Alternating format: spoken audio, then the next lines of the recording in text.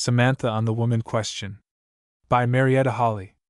Lorinda Cagwin invited Josiah and me to a reunion of the Allen family at her home nigh Washington, D.C., the birthplace of the first Allen we knowed anything about, and Josiah said, "Being one of the best-looking and influential Allens on earth now, it would be expected on him to attend to it." And I fell in with the day, partly to be done as I would be done by if it was the relation on my side, and partly because by going I could hit 2 birds with 1 stone, as the poet says. Indeed, I could hit 4 on 'em. My own cousin, Diantha Trimble, lived in a city nigh Lorinda's, and I had promised to visit her if I was ever nigh her, and help bear her burdens for a spell, of which burden more anon and by.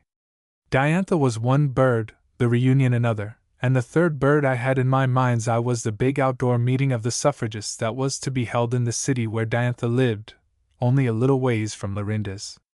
And the 4th bird and the biggest one I mean to hit from this tower of Orne was Washington, D.C. I wanted to visit the capital of our country, the center of our great civilization that stands like the sun in the solar system, sending out beams of power and wisdom and law and order, and justice and injustice, and money and oratory, and talk, and wind and everything, to the uttermost points of our vast possessions, and from them clear to the ends of the earth.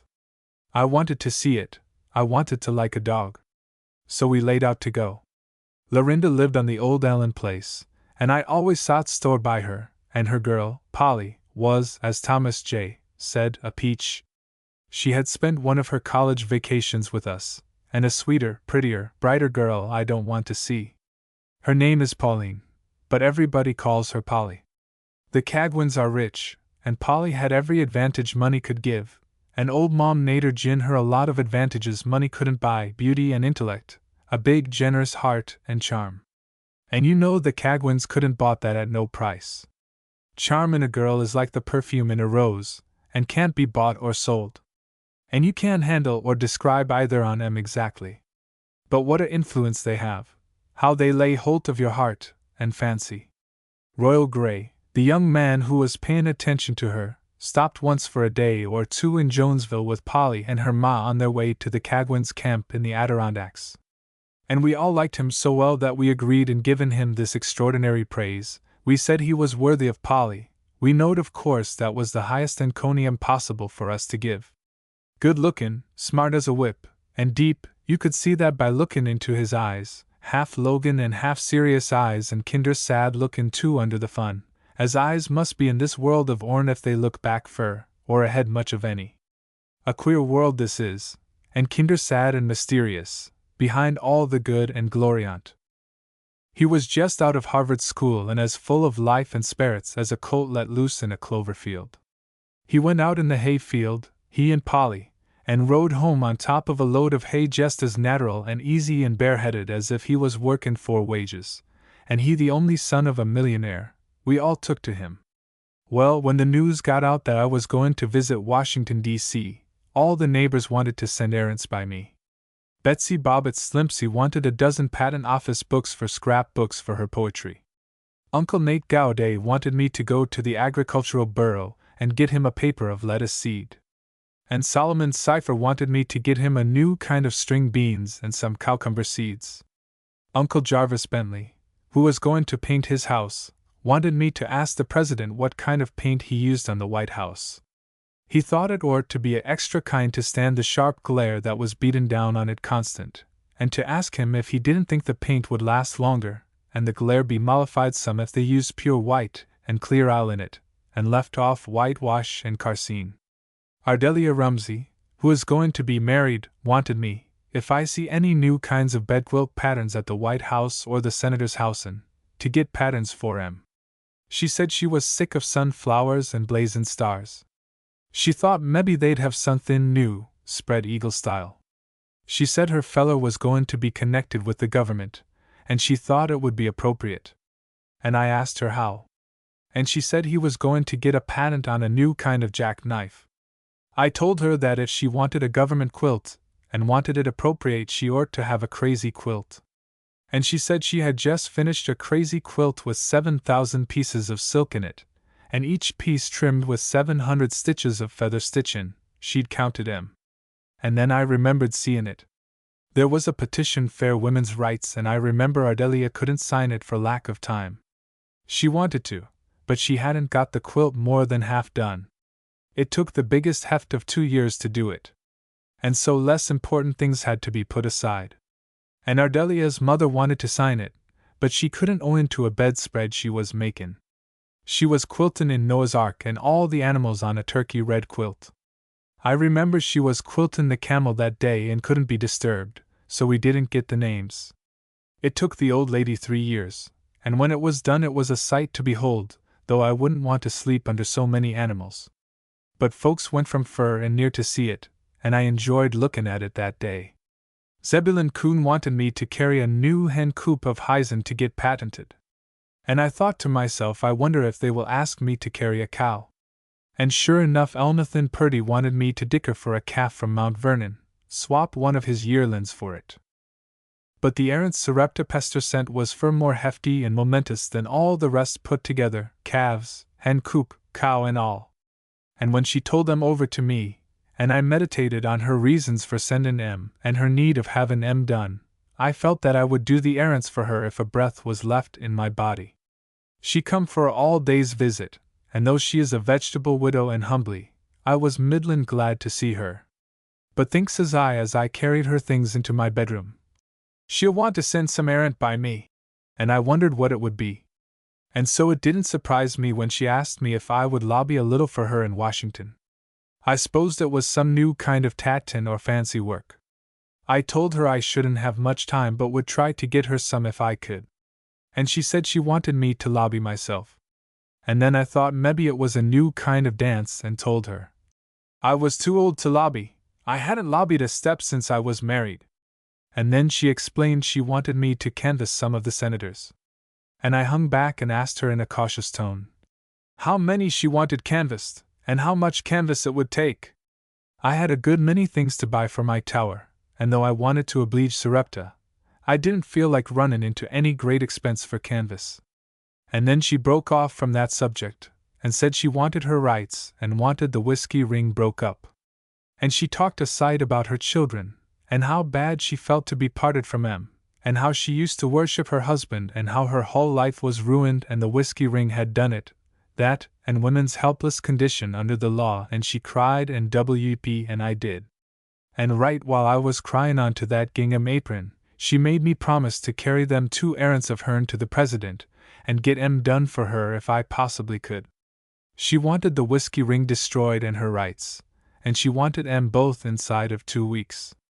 I told her I didn't believe she could get em done inside that length of time, but I would tell the President about it, and I thought more'n likely as not he would want to do right by her. And, says I, if he sets out to, he can haul them babies of yourn out of that ring pretty sudden. And then to get her mind off'n her sufferin's, I asked how her sister Azuba was gettin' along. I hadn't heard from her for years. She married Ploughman Clapsaddle, and Sarepty spoke out as bitter as a bitter walnut, and says she's in the poorhouse. Why, Sarepta Pester, says I. What do you mean?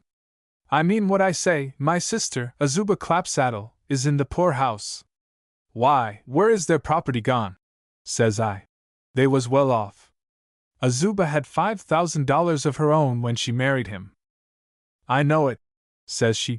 And I can tell you, Josiah Allen's wife, where their property has gone, it has gone down Ploughman Clapsaddle's throat. Look down that man's throat, and you will see 150 acres of land, a good house and barn, 20 sheep and 40 head of cattle. Why, says I. Yes, and you'll see 4 mules, a span of horses, 2 buggies, a double sleigh, and 3 buffalo robes. He's drinked 'em all up, and 2 horse rakes, a cultivator, and a thrashin' machine. Why, says I again. And where are the children? The boys have inherited their father's habits and drink as bad as he does, and the oldest girl has gone to the bad. Oh dear me, says I, and we both sot silent for a spell. And then thinkin' I must say somethin' and wantin' to strike a safe subject and a good-lookin' one, I says, where is your Aunt Cassandra's girl? That pretty girl I see to your house once? That girl is in the lunatic asylum.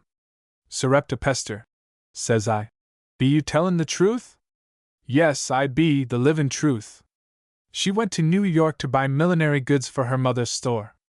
It was quite cool when she left home and she hadn't took off her winter clothes, and it come on breelin' hot in the city, and in goin' about from store to store the heat and hard work overcome her, and she fell down in a sort of faintin' fit, and was called drunk and dragged off to a police court by a man who was a animal in human shape. And he misused her in such a way that she never got over the horror of what befell her when she come to find herself at the mercy of a brute in a man's shape. She went into a melancholy madness and was sent to the asylum. I said the long and mournful sith and sot silent again for quite a spell. But thinkin' I must be sociable, I says, "Your Aunt Cassandra is well, I s'pose?" "She is moulderin' in jail," says she. "In jail? Cassandra in jail?" "Yes, in jail." And Sarepta's tone was now like wormwood and gall. "You know she owns a big property in tenement houses and other buildings where she lives. Of course her taxes was awful high, and she didn't expect to have any voice in tellin' how that money, a part of her own property that she earned herself in a store, should be used. But she had been taxed high for new sidewalks in front of some of her buildin's. And then another man come into power in that ward, and he naturally wanted to make some money out of her, so he ordered her to build new sidewalks. And she wouldn't tear up a good sidewalk to please him or anybody else, so she was put to jail for refusing to comply with the law. Thinks as I don't believe the law would have been so hard on her if she hadn't been so humbly. The Pesters are a humbly lot. But I didn't think it out loud, and didn't uphold the law for feelin' so. I says in pitying tones, for I was truly sorry for Cassandra Keeler. "How did it end?" "It hain't ended," says she. "It only took place a month ago, and she has got her grit up and won't pay, and no knowin' how it will end. She lays there a moulderin' dot." I don't believe Cassandra was mouldy, but that is Sarepta's way of talkin', very flowery. "Well," says I, "do you think the weather is goin' to moderate?" I truly felt that I dostn't speak to her about any human bein' under the sun, not knowin' what turn she would give to the talk, bein' so embittered. But I felt that the weather was safe, and cotton stockin's, and hens, and factory cloth, and I kept her down on them for more'n 2 hours. But good land! I can't blame her for bein' embittered agin men and the laws they've made, for it seems as if I never see a human creetur so afflicted as Sarepta Pester has been all her life. Why, her sufferins date back before she was born, and that's goin' pretty fur back. Her father and mother had some difficulty, and he was took down with bilious colic, violent 4 weeks before Sarepta was born. And some think it was the hardness between 'em, and some think it was the gripin' of the colic when he made his will. Anyway, he willed Sarepta away, boy or girl whichever it was, to his brother up on the Canada line. So when Sarepta was born, and born a girl entirely unbeknown to her, she was took right away from her mother and gin to this brother. Her mother couldn't help herself, he had the law on his side. But it killed her. She drooped away and died before the baby was a year old. She was a affectionate, tender-hearted woman, and her husband was overbearing and stern always. But it was this last move of his'n that killed her, for it is pretty tough on a mother to have her baby, a part of her own life, took right out of her own arms and gin to a stranger. For this uncle of hern was an entire stranger to Sarepta, and almost like a stranger to her father, for he hadn't seen him since he was a boy, but knew he hadn't any children and s'posed that he was rich and respectable. But the truth was he had been runnin' down every way, had lost his property and his character, was dissipated and mean. But the will was made and the law stood. Men are ashamed now to think that the law was ever in vogue, but it was, and is now in some of the states, and the poor young mother couldn't help herself. It has always been the boast of our American law that it takes care of them men. It took care of her. It held her in its strong protecting grasp so tight that the only way she could slip out of it was to drop into the grave, which she did in a few months. Then it let go. But it kept holt of Sarepta. It bound her tight to her uncle while he run through with what property she had, while he sunk lower and lower until at last he needed the very necessaries of life, and then he bound her out to work to a woman who kept a drinking den and the lowest hand of vice. Twice Sarepta run away, being virtuous but humbly, but them strong protecting arms of the law that had held her mother so tight reached out and dragged her back again. Upheld by them, her uncle could compel her to give her service wherever he wanted her to work, and he was owing this woman, and she wanted Sarepta's work, so she had to submit. But the third time she made a effort so violent that she got away. A good woman, who being nothing but a woman couldn't do anything towards unclenching them powerful arms that was protecting her, helped her to slip through 'em. And Sarepta come to Jonesville to live with a sister of that good woman, changed her name so's it wouldn't be so easy to find her, grew up to be a nice industrious girl. And when the woman she was took by died, she left Sarepta quite a handsome property. And finally she married Lank Burpee, and did considerable well, it was supposed. Her property, put with what little he had, made him a comfortable home, and they had 2 pretty children, a boy and a girl. But when the little girl was a baby he took to drinking, neglected his business, got mixed up with a whiskey ring, whipped Sarepta, not so very hard. He went according to law, and the law of the United States don't approve of a man's whipping his wife enough to endanger her life, it says it don't. He made every move of his and lawful and felt that Sarepta hadn't ought to complain and feel hurt. But a good whipping will make anybody feel hurt, law or no law. And then he parted with her and got her property and her 2 little children. Why, it seemed as if everything under the sun and moon that could happen to a woman had happened to Sarepta, painful things and Galden. Just before Lank parted with her, she fell on a broken sidewalk. Some think he tripped her up, but it never was proved. But anyway, Sarepta fell and broke her hip bone, and her husband sued the corporation and got $10,000 for it.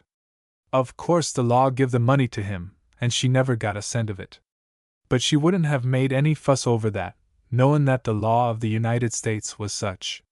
But what made it so awful mortifying to her was, that while she was laying there atchin' in splints, he took that very money and used it to court up another woman with. In her presence, jewelry, bonnets, headdresses, artificial flowers out of Sarepta's own hip money.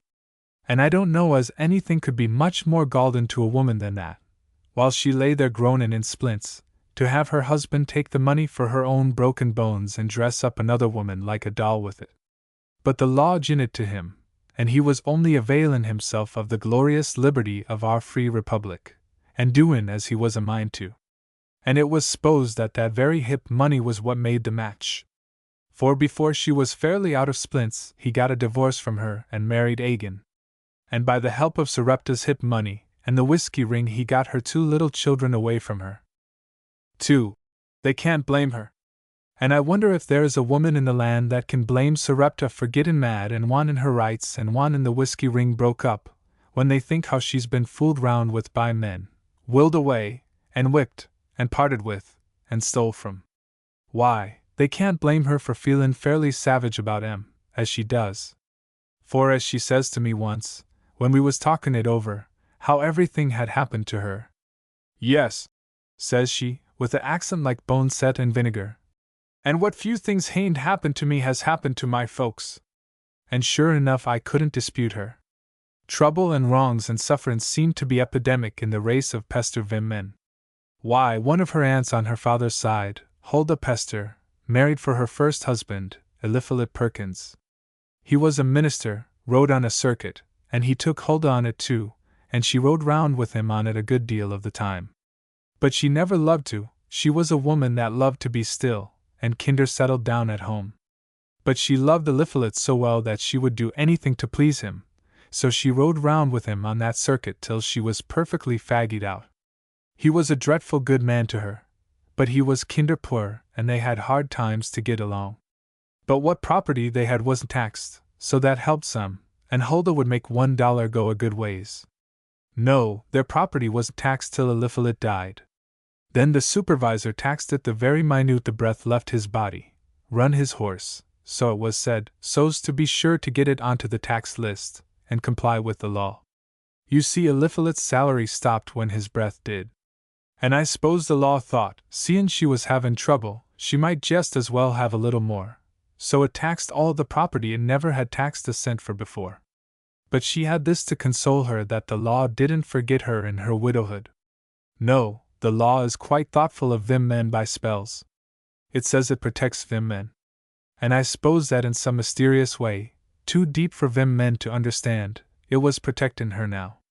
Well, she suffered along and finally married Agin. I wondered why she did. But she was such a quiet, home-loving woman that it was supposed she wanted to settle down and be kinder still and sot.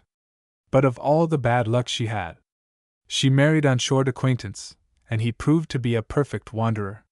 He couldn't keep still, it was supposed to be a mark. He moved Huldah 13 times in 2 years, and at last he took her into a cart, a sort of covered wagon, and traveled right through the western states with her.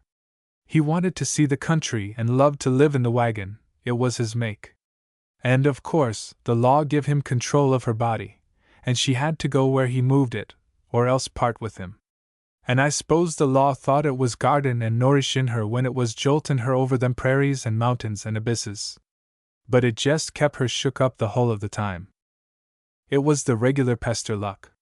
And then another of her aunts, Drusilla Pester, married a industrious, hard-workin' man, one that never drinked, was sound on the doctrines, and give good measure to his customers. He was a grocery man, and a master hand for wanting to follow the laws of his country as tight as laws could be followed.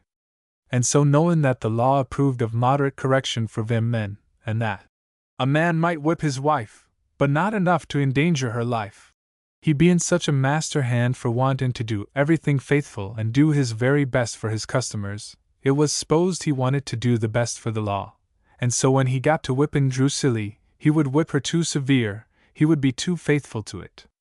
You see, what made him whip her at all was she was cross to him. They had 9 little children. She thought 2 or 3 children would be about all one woman could bring up well by hand, when that hand was so stiff and sore with hard work. But he had read some scareful talk from high quarters about race suicide. Some men do get real wrought up about it, and want everybody to have all the children they can, just as fast as they can, though Vim men don't all feel so. Aunt Hetty Sidman said, if men had to born 'em and nuss 'em themselves, she didn't suppose they would be so enthusiastic about it after they had had a few, especially if they'd done their own housework themselves. And Aunt Hetty said that some of the men who was exhorting Vim men to have big families had better spend some of their strength and wind in trying to make this world a safer place for children to be born into. She said they'd be better off in nonentity than here in this world with saloons on every corner, and war dogs howling at 'em. I don't know exactly what she meant by nonentity, but guess she meant the world we all stay in, before we are born into this one. Aunt Hetty has lost 5 boys, 2 by battle and 3 by licensed saloons. That makes her talk real bitter, but to resume.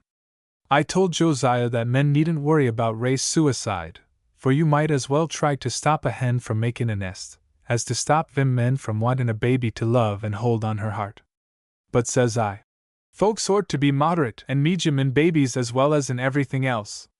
But Drusilla's husband wanted 12 boys, he said, to be law-abiding citizens as their pa was, and a protection to the government, and to be ready to man the new warships if a war broke out.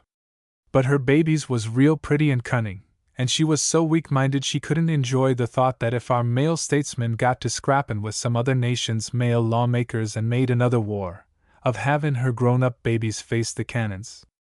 I suppose it was when she was so awful tired she felt so. You see, she had to do every mite of her housework, and milk cows, and make butter and cheese, and cook and wash and scour, and take all the care of the children day and night in sickness and health, and make their clothes and keep 'em clean. And when there was so many of 'em, and she enjoyin' real poor health, I suppose she sometimes thought more of her own action back than she did of the good of the government, and she would get kinder discouraged sometimes and be cross to him. And knowing his own motives was so high and loyal, he felt that he ought to whip her, so he did. And what shows that Drusilla wasn't so bad after all and did have her good streaks and a deep reverence for the law is, that she stood his whippin's first rate, and never whipped him. Now she was fur bigger than he was, weighed 80 pounds the most, and might have whipped him if the law had been such. But they was both law-abiding and wanted to keep every preamble, so she stood it to be whipped, and never once whipped him in all the 17 years they lived together. She died when her 12th child was born.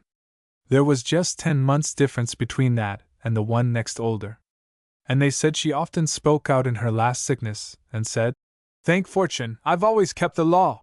And they said the same thought was a great comfort to him in his last moments. He died about a year after she did, leaving his second wife with twins and a good property. Then there was Abigail Pester.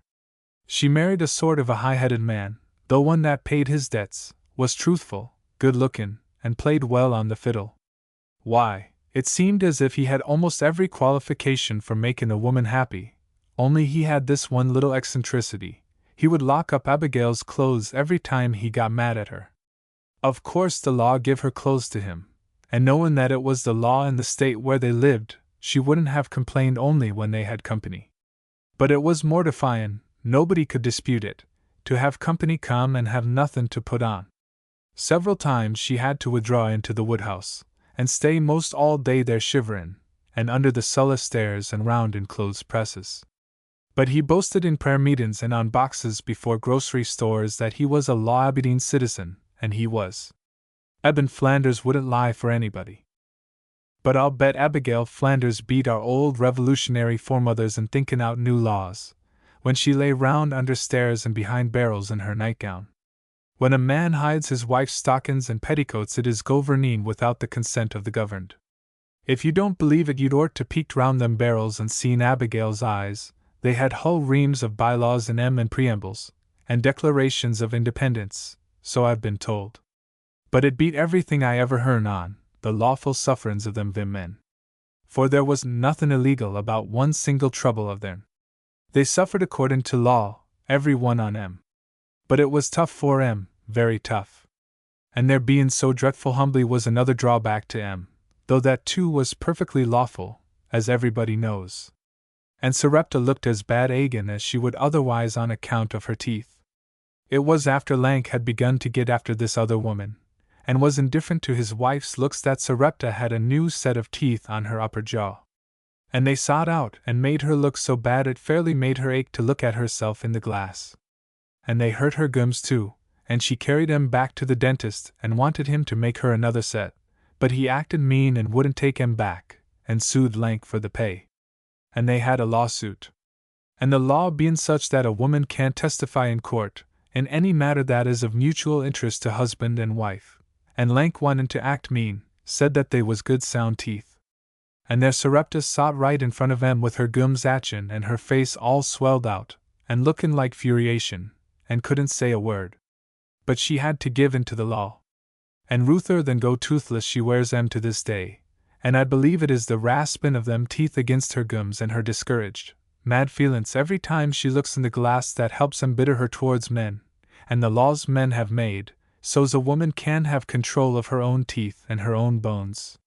Sarepta went home about 5 p.m., I promisin' sacred to do her errands for her. And I gin a deep, happy sith after I shot the door behind her, and I says to Josiah, I do hope that's the very last errand we will have to carry to Washington, D.C., for the Jonas Villians. Yes, says he, and I guess I will get a fresh pail of water and hang on the tea kettle for you. And, I says, it's pretty early for supper, but I'll start it, for I do feel kinder gone to the stomach. Sympathy is real exhaustin'. Sometimes I think it tires me more'n hard work. And heaven knows I sympathized with Sarepta. I felt for her full as much as if she was one of the relations on his side. But if you'll believe it, I had hardly got the words out of my mouth and Josiah had just laid hold of the water pail, when in comes Philander Daggett, the president of the Jonesville Creation Searchin' Society, and of course, he had a job for us to do on our tower. This society was started by the Leodin men of Jonesville, for the purpose of searching out and criticising the affairs of the world, and so far as possible advisin' and correctin' the meanderings and wrongdoings of the universe. This society, which we call the CSS for short, has been ruther quiet for years. But since woman's suffrage has got to be such a prominent question, they being so bitterly opposed to it, have reorganized and meet every once in a while, to sneer at the suffragettes and poke fun at 'em and show in every way they can their hitter antipathy to the cause. Philander told me if I see anything new and strikin' in the way of society badges and regalia, to let him know about it, for he said the CSS was going to take a decided stand and show their colors. They was going to help protect his women endangered sect, and he wanted something showy and suggestive. I thought of a number of badges and mottos that I felt would be suitable for this society, but Das sent tell them to him, for his ideas and mine on this subject are as far apart as the two poles. He talked awful bitter to me once about it, and I says to him, Philander, the world is full of good men, and there are also bad men in the world, and says I, did you ever in your born days see a bad man that wasn't opposed to woman's suffrage? All the men who trade in, and profit by, the weakness and sin of men and women, they every one of them, to a man, fight agin it. And would they do this if they didn't think that their vile trades would suffer if women had the right to vote? It is the great-hearted, generous, noble man who wants women to become a real citizen with himself, which she is not now. She is only a citizen just enough to be taxed equally with man, or more exorbitantly, and be punished and executed by the law she has no hand in making. Philander said, I have always found it don't pay to talk with women on matters they don't understand. And he got up and started for the door, and Josiah said, No, it don't pay, not a cent, I've always said so. But I told Philander I'd let him know if I see anything appropriate to the CSS holding back with a almost Herculean effort the mottos and badges that run through my mind as being appropriate to their society, knowing it would make him so mad if I told him of them, he never would neighbor with us again. And in 3 days' time we sought sail. We got to the depot about an hour too early, but I was glad we was on time, for it would have worked Josiah up dreadfully if we hadn't been, for he had spent most of the latter part of the night in getting up and walking out to the clock seeing if it was train time. Just before we started, who should come running down to the depot but Sam Nugent wanting to send a errand by me to Washington. He wunked me out to one side of the waiting room, and asked if I'd try to get him a license to steal horses. It kinder runs in the blood of the Nugents to love to steal, and he owned up it did, but he said he wanted the profit of it. But I told him I wouldn't do any sec thing, and I looked at him in such a withering way that I should most probable withered him, only he is blind in one side, and I was on the blind side, but he argued with me, and said that it was no worse than to give licenses for other kinds of meanness. He said they give licenses now to steal folks' senses away, and then they could steal everything else, and murder and tear round into every kind of wickedness. But he didn't ask that. He wanted things done fair and square, he just wanted to steal horses. He was going west, and he thought he could do a good business, and lay up something. If he had a license he shouldn't be afraid of being shed up or shot. But I refused the job with scorn, and just as I was refusing, the cars snorted, and I was glad they did. They seemed to express in that wild snort something of the indignation I felt. The day. 3. Polly's eyes crowed tender. Lorinda was dreadful glad to see us, and so was her husband and Polly. But the reunion had to be put off on account of a spell her husband was having. Lorinda said she could not face such a big company as she'd invited while Hiram was having a spell, and I agreed with her. Says I, never, never would I have invited company whilst Josiah was sufferin' with one of his cricks. Men hain't patient under pain, and outsiders hain't no business to hear things they say and tell on 'em. So Polly had to write to the relations puttin' off the reunion for 1 week. But Lorinda kept on cookin' fruit cake and such that would keep, she had plenty of help, but loved to do her company cookin' herself. And seein' the reunion was postponed and Lorinda had time on her hands, I proposed she should go with me to the big outdoor meetin' of the suffragists, which was held in a nigh-by city. Good land, says she. Nothin' would tempt me to patronize anything so brazen and unwomanly as a outdoor meetin' of them men, and so unhealthy and immodest. I see she looked reproachfully at Polly as she said it. Polly was arranging some posies in a vase, and looked as sweet as the posies did, but considerable firm too, and I see from Lorinda's looks that Polly was one who had to leave father and mother for principle's sake. But I says, you're cookin' this minute, Lorinda, for a outdoor meetin'. She was making angel cake. And why is this meetin' any more unwomanly or immodest than the camp meetin' where you was converted, and baptized the next Sunday in the creek? Oh, them was religious meetin's, says she. Well, says I, mebbe these vim men think their meetin' is religious. You know the Bible says faith and works should go together, and some of the leaders of this movement have showed by their works as religious a spirit, and wielded against injustice to young workin' them men as powerful a weapon as that axe of the apostles the Bible tells about. And you said you went every day to the Hudson Fulton doin's and hearn every outdoor lecture. You writ me that there was probable 1,000,000 them men attendin' them outdoor meetin's, and that was curiosity and pleasure huntin' that took them, and this is a meetin' of justice and right. Oh, Shaw, says Lorinda Agin, with her eye on Polly. Them men have all the rights they want or need. Lorinda's husband bein' rich and lettin' her have her way, she is real footloose, and don't feel the need of any more rights for herself. But I told her then and there some of the wrongs and sufferin's of Sarepta Pester, and bein' good-hearted, but obstinate and bigoted, she gin in that the errance was hefty, and that Sarepta was to be pitied, but she insisted that women's votin' wouldn't help matters. But Euphrasia Pottle, a poor relation from Troy, spoke up. After my husband died, one of my girls went into a factory and gets about half what the men get for the same work, and my oldest girl who teaches in the public school don't get half as much for the same work as men do, and her schoolrooms are dark, stuffy, unhealthy, and crowded so the children are half choked for air, and the lights so poor they're havin' their eyesight spilt for life, and new school books not needed at all, are demanded constantly, so someone can make money. Yes, says I. Do you suppose, Lorinda, if intelligent mothers helped control such things they would let their children be made sick and blind and the money that should be used for food for poor hungry children be squandered on unnecessary books they are too faint with hunger to study? But women's votin' wouldn't help in such things, says Lorinda, as she stirred her angel cake vigorously. But Euphrasia says, my niece, Ellen, teaches in a state where them men vote, and she gets the same wages men get for the same work, and her schoolrooms are bright and pleasant and sanitary, and the pupils, of course, are well and happy.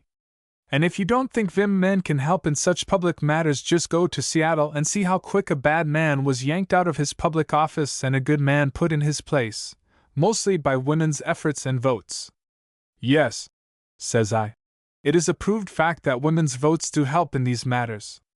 And do you think, Lorinda, that if educated, motherly, thoughtful them men helped make the laws, so many little children would be allowed to toil in factories and mines, their tender shoulders bearing the burden of constant labor that wears out the iron muscles of men? Polly's eyes growed tender and wistful, and her little white hands lingered over her posies, and I knowed the hard lot of the poor, the wrongs of them men and children, the woes of humanity, was pressin' down on her generous young heart. And I could see in her sweet face the brave determination to do and to dare, to try to help undo the wrongs, and try to lift the burdens from weak and atchin shoulders. But Lorinda kept on with the same old moth-eaten argument, so broke down and feeble it ought to be allowed to die in peace. Woman's suffrage would make women neglect their homes and housework and let their children run loose into ruin. I knowed she said it partly on Polly's account, but I says in surprise, why, Lorinda, it must be you hain't read up on the subject, or you would know wherever them men has voted they have looked out first of all for the children's welfare. They have raised the age of consent, have closed saloons and other places of licensed evil, and in every way it has been their first care to help them to safer and more moral surroundings, for who has the interest of children more at heart than the mothers who bore them, children who are the light of their eyes and the hope of the future? Lorinda admitted that the state of the children in the homes of the poor and ignorant was pitiful. But, says she, the Bible says ye shall always have the poor with you, and I suppose we always shall, with all their sufferings and wants. But, says she, in well-to-do homes the children are safe and well off, and don't need any help from woman legislation.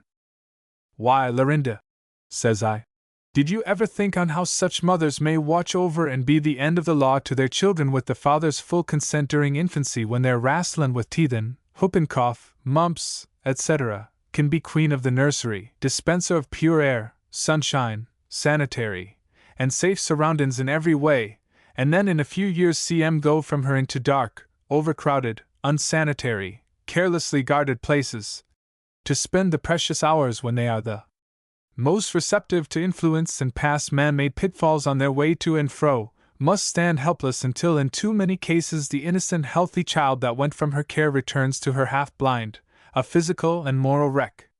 The mother who went down to death's door for 'em, and had most to do in mouldin' their destiny during infancy should have at least equal rights with the father and control in their surroundings during their entire youth, and to do this she must have equal legal power or her best efforts are wasted. That this is just and right is as plain to me as the nose on my face, and folks will see it by and wonder they didn't before. And them men who suffer most by the lack on't will be most interested in opening schools to teach the fine art of domestic service, teaching young girls how to keep healthy, comfortable homes, and fit themselves to be capable wives and mothers. I don't say or expect that women's votin' will make black white, or wash all the stains from the legislative body at once, but I say that just the effort to get women's suffrage has opened hundreds of bolted doors, and full suffrage will open hundreds more. And I'm going to that woman's suffrage meetin' if I walk afoot. But here Josiah spoke up. I thought he was asleep. He was layin' on the lounge with a paper over his face.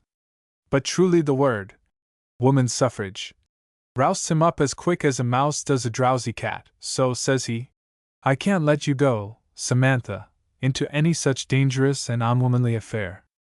Let? Says I in a dry voice. That's a queer word from one old partner to another. I'm responsible for your safety, Samantha, and if anybody goes to that dangerous and unseemly meetin' I will. Maybe Polly would like to go with me. As stated, Polly is as pretty as a pink posy, and no matter how old a man is, nor how interestin' and noble his partner is, he needs girl blinders. Yes, he needs 'em from the cradle to the grave. But few, indeed, are the female partners who can get him to wear 'em. He added, You know I represent you legally, Samantha. What I do is just the same as though you did it. Says I. Maybe that is law, but whether it is gospel is another question.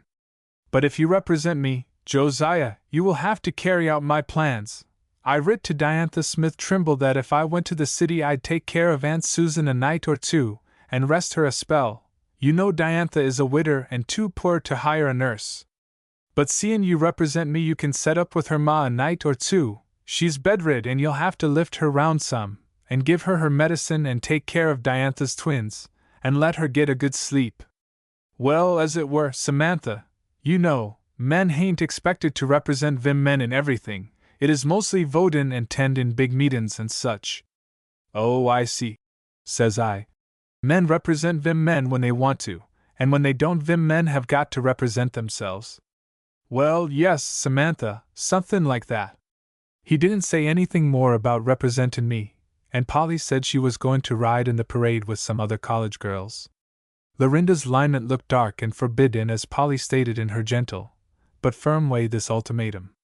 Lorinda hated the idea of Polly's jinin' in what she called unwomanly and immodest doin's, but I looked beamingly at her and gloried in her principles. After she went out, Lorinda said to me in a complainin' way, I should think that a girl that had every comfort and luxury would be contented and thankful, and be willin' to stay to home and act like a lady. Says I. Nothin' could keep Polly from actin' like a lady, and maybe it is because she is so well off herself that makes her sorry for other young girls that have nothin' but poverty and privation. Oh, nonsense, says Lorinda. But I know just how it was. Polly being surrounded by all the good things money could give, and being so tender-hearted her heart ached for other young girls, who had to spend the springtime of their lives in the hard work of earning bread for themselves and dear ones, and she longed to help them to live in wages, so they could exist without the wages of sin, and too many on them had to choose between them black wages and starvation. She wanted to help them to better surroundings, and she knowed the best weapon she could put into their hands to fight the wolves of want and temptation was the ballot. Polly hain't a mite like her ma. She favors the Smiths more. Her grandma on her pa's side was a Smith and a woman of brains and principle. During my conversation with Lorinda, I inquired about Royal Grey, for as stated, he was a great favorite of Orne, and I found out, and I could see it galled her, that when Polly united with the suffragists he shied off some, and went to payin' attention to another girl. Whether it was to make Polly jealous and bring her round to his way of thinkin', I didn't know, but mistrusted, for I could have took my oath that he loved Polly deeply and truly. To be sure he hadn't confided in me, but there is a language of the eyes, when the soul speaks through 'em, and as I'd seen him look at Polly my own soul had hearn and understood that silent language and translated it, that Polly was the light of his eyes, and the one woman in the world for him. And I couldn't think his heart had changed so sudden. But knowing as I did the elastic nature of manly affection, I felt dubersome. This other girl, Maud Vincent, always said to her men friends, it was unwomanly to try to vote. She was one of the girls who always gloried in being a running vine when there was any masculine trees round to lean on and twine about. One who always joined in with all the ideas they promulgated, from neckties to the tariff, who declared cigar smoke was so agreeable and welcome, it did really make her deathly sick, but she would choke herself cheerfully and willingly if by so choking she could gain manly favor and admiration. She said she didn't believe in helping poor girls, they was well enough off as it was. She was sure they didn't feel hunger and cold as rich girls did, their skin was thicker and their stomachs different and stronger, and constant labor didn't harm them, and working girls didn't need recreation as rich girls did, and woman's suffrage wouldn't help them any. In her opinion it would harm them, and anyway the poor was ungrateful. She had the usual arguments on the tip of her tongue, for old Miss Vincent, the aunt she lived with, was a ardent she-auntie and very prominent in the public meetings. The she-aunties have to try to compel the suffragists not to have public meetings. They talk a good deal in public how unwomanly and immodest it is for them men to talk in public. And she was one of the foremost ones in trying to get up a school to teach them men civics, to prove that they mustn't ever have anything to do with civics. Yes, old Miss Vincent was a real active, ardent she-auntie, and Maud Genevieve takes after her. Royal Grey, his handsome attractive personality, and his millions, had long been the goal of Maud's ambition. And how ardently did she hail the coolness growing between him and Polly, the little rift in the lute, and how zealously did she labor to make it larger. Polly and Royal had had many an argument on the subject, that is, he would begin by making fun of the suffragists and their militant doings, which if he'd thought on was something like what his old revolutionary forebears went through for the same reasons, being taxed without representation, and being burdened and punished by the law they had no voice in making. Only the suffragettes are not nearly so severe with their opposers. They haven't drawed any blood yet. Why, them old patriots we revere so, would consider their efforts for freedom exceedingly gentle and tame compared to their own bloody battles. And Royal would make light of the efforts of college girls to help working girls, and the encouragement and aid they gin 'em when they was striking for less death-dealing hours of labor, and living wages, and so forth. I don't see how such a really noble young man as Royal ever come to argue that way, but s'pose it was the dead hand of some rough unreasonable old ancestor reaching up out of the shadows of the past, and pushing him on in the wrong direction. So when he begun to ridicule what Polly's heart was sought on, when she felt that he was fighting agin right and justice, before they noted both pairs of bright eyes would get to flashing out angry sparks, and harsh words would be said on both sides. That old long-buried Tory ancestor of his'n egging him on, so I s'pose, and Polly's generous spirit rebelling against the injustice and selfishness, and maybe some warlike ancestor of hern pushing her on to say harsh things. Tenerate he had grown less attentive to her, and was bestowing his time and attentions elsewhere. And when she told him she was going to ride in the automobile parade of the suffragists, but really riding she felt towards truth and justice to half the citizens of the U.S., he was mad as a wet hen, a male wet hen, and was bound she shouldn't go. Some men, and maybe it is love that makes them feel so, they say it is, and maybe it is selfishness, though they won't own up to it, but they want the women they love to belong to them alone, want to rule absolutely over their hearts, their souls, their bodies, and all their thoughts and aims, desires, and fancies. They don't really say they want 'em to wear veils, and be shed in behind lattice-windowed harems, but I believe they would enjoy it. They want to be foot-loose and heart-loose themselves, but always after Ulysses is tired of world-wandering, he wants to come back and open the barred doors of home with his own private latchkey, and find Penelope knitting stockings for him with her veil on, waiting for him. That spirit is, I suppose, inherited from the days when our ancestor, the caveman, would knock down the woman he fancied, with a club, and carry her off into his cave and keep her there shut up. But little by little men are forgetting their ancestral traits, and men and women are gradually coming out of their dark caverns into the sunshine, for women too have inherited queer traits and disagreeable ones, but that is another story. Well, as I said, Royal was mad and told Polly that he guessed that the day of the parade he would take Maud Vincent out in the country in his motor, to gather Mayflowers. Polly told him she hoped they would have a good time, and then, after he had gone, drive in his car lickety-split, harum-scarum, owing to his madness I suppose, Polly went upstairs and cried, for I hearn her. Her room was next to ourn. And I deeply respected her for her principles, for he had asked her first to go Mayflowering with him the day of the suffrage meeting. But she refused, having in her mind, I suppose, the girls that couldn't hunt flowers, but had to handle weeds and thistles with bare hands, metaphorically, and wanted to help them and all working them men to happier and more prosperous lives. 4. Striven with the emissary. But I am hitching the horse behind the wagon and to resum backwards. The reunion was put off a week and the suffrage meeting was 2 days away, so I told Lorinda I didn't believe I would have a better time to carry surreptitious errands to Washington, D.C. Josiah said he guessed he would stay and help wait on Hiram Cagwin, and I approved on't, for Lorinda was getting wore out. And then Josiah made so light of them errands I felt that he would be a drawback instead of a help, for how could I keep a calm and noble frame of mind befitting them lofty errands? And how could I carry 'em steady with a partner by my side pokin' fun at 'em, and at me for carryin' 'em, jarrin' my sperrit with his scorfin' and unbelievin' talk?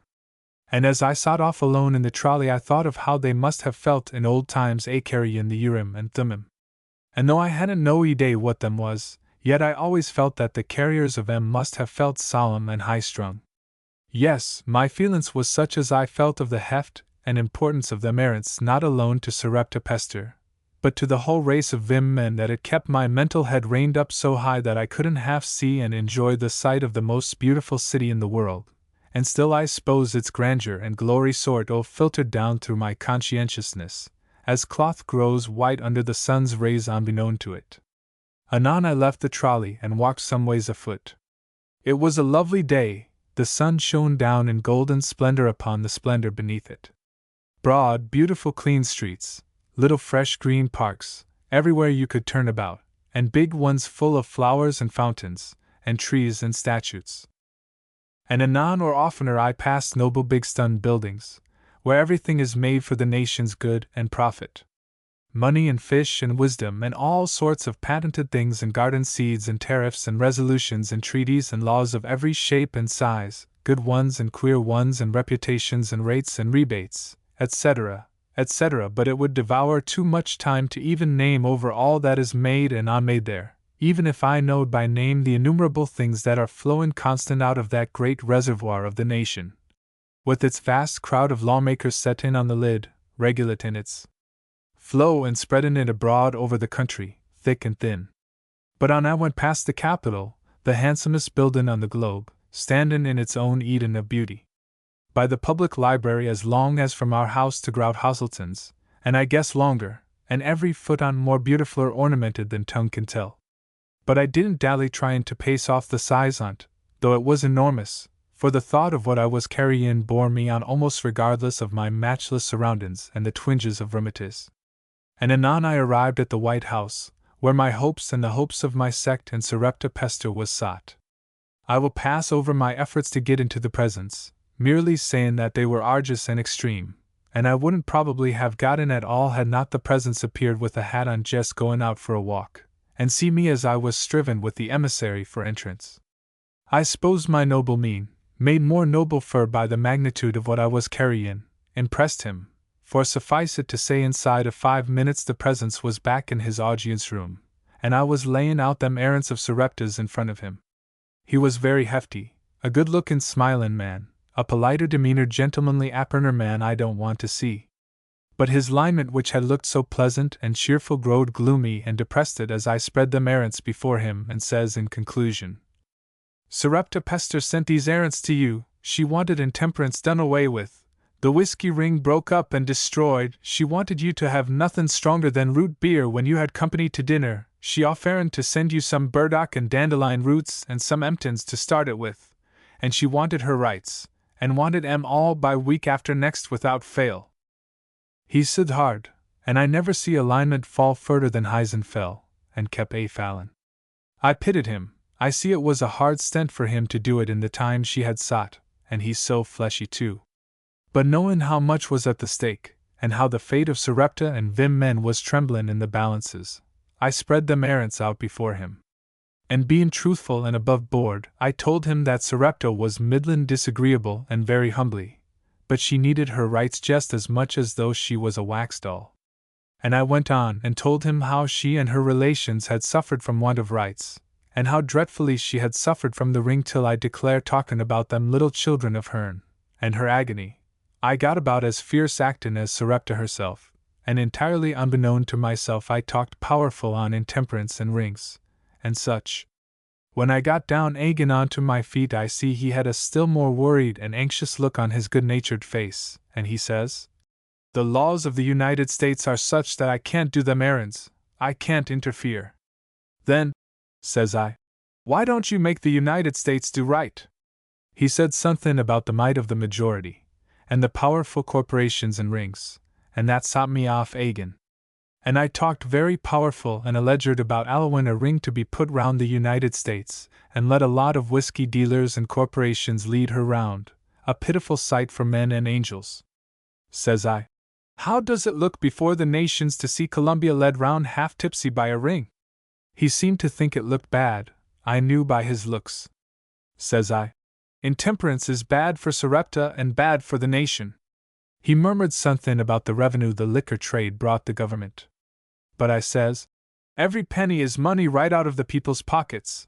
Every dollar the people pay into the liquor traffic that gives a few cents into the treasury is costin' the people 10 times that dollar in the loss intemperance entails, loss of labor, by the inability of drunken men to do anything but wobble and stagger, loss of wealth by the enormous losses of property and taxation, of almshouses, madhouses, jails, police forces, paupers' coffins, and the diggin' of thousands and thousands of graves that are filled yearly by them that reel into M."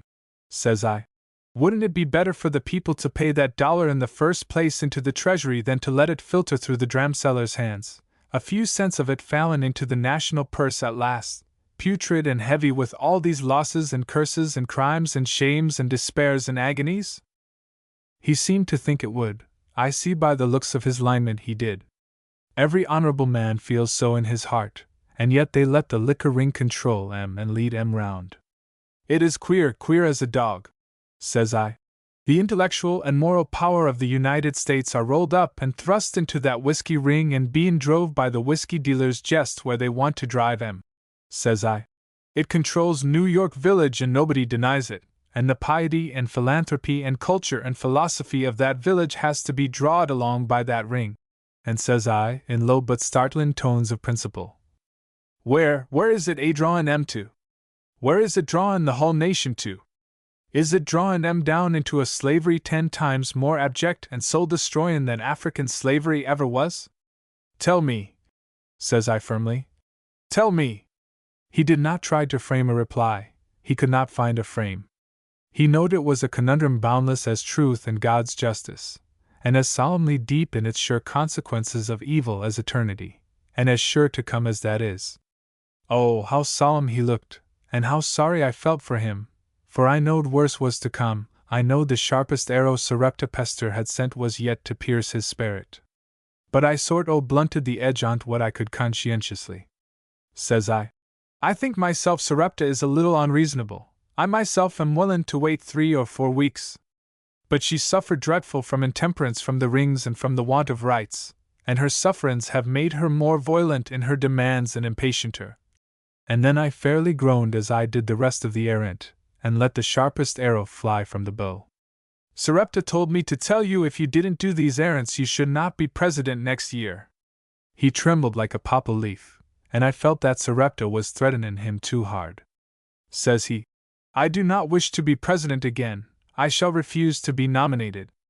At the same time I do wish to be president, and shall work hard for the nomination if you can understand the paradox." "Yes," says I understand them paradoxes. I've lived with them, as you may say, all through my married life." A clock struck in the next room, and I knowed time was passin' swift.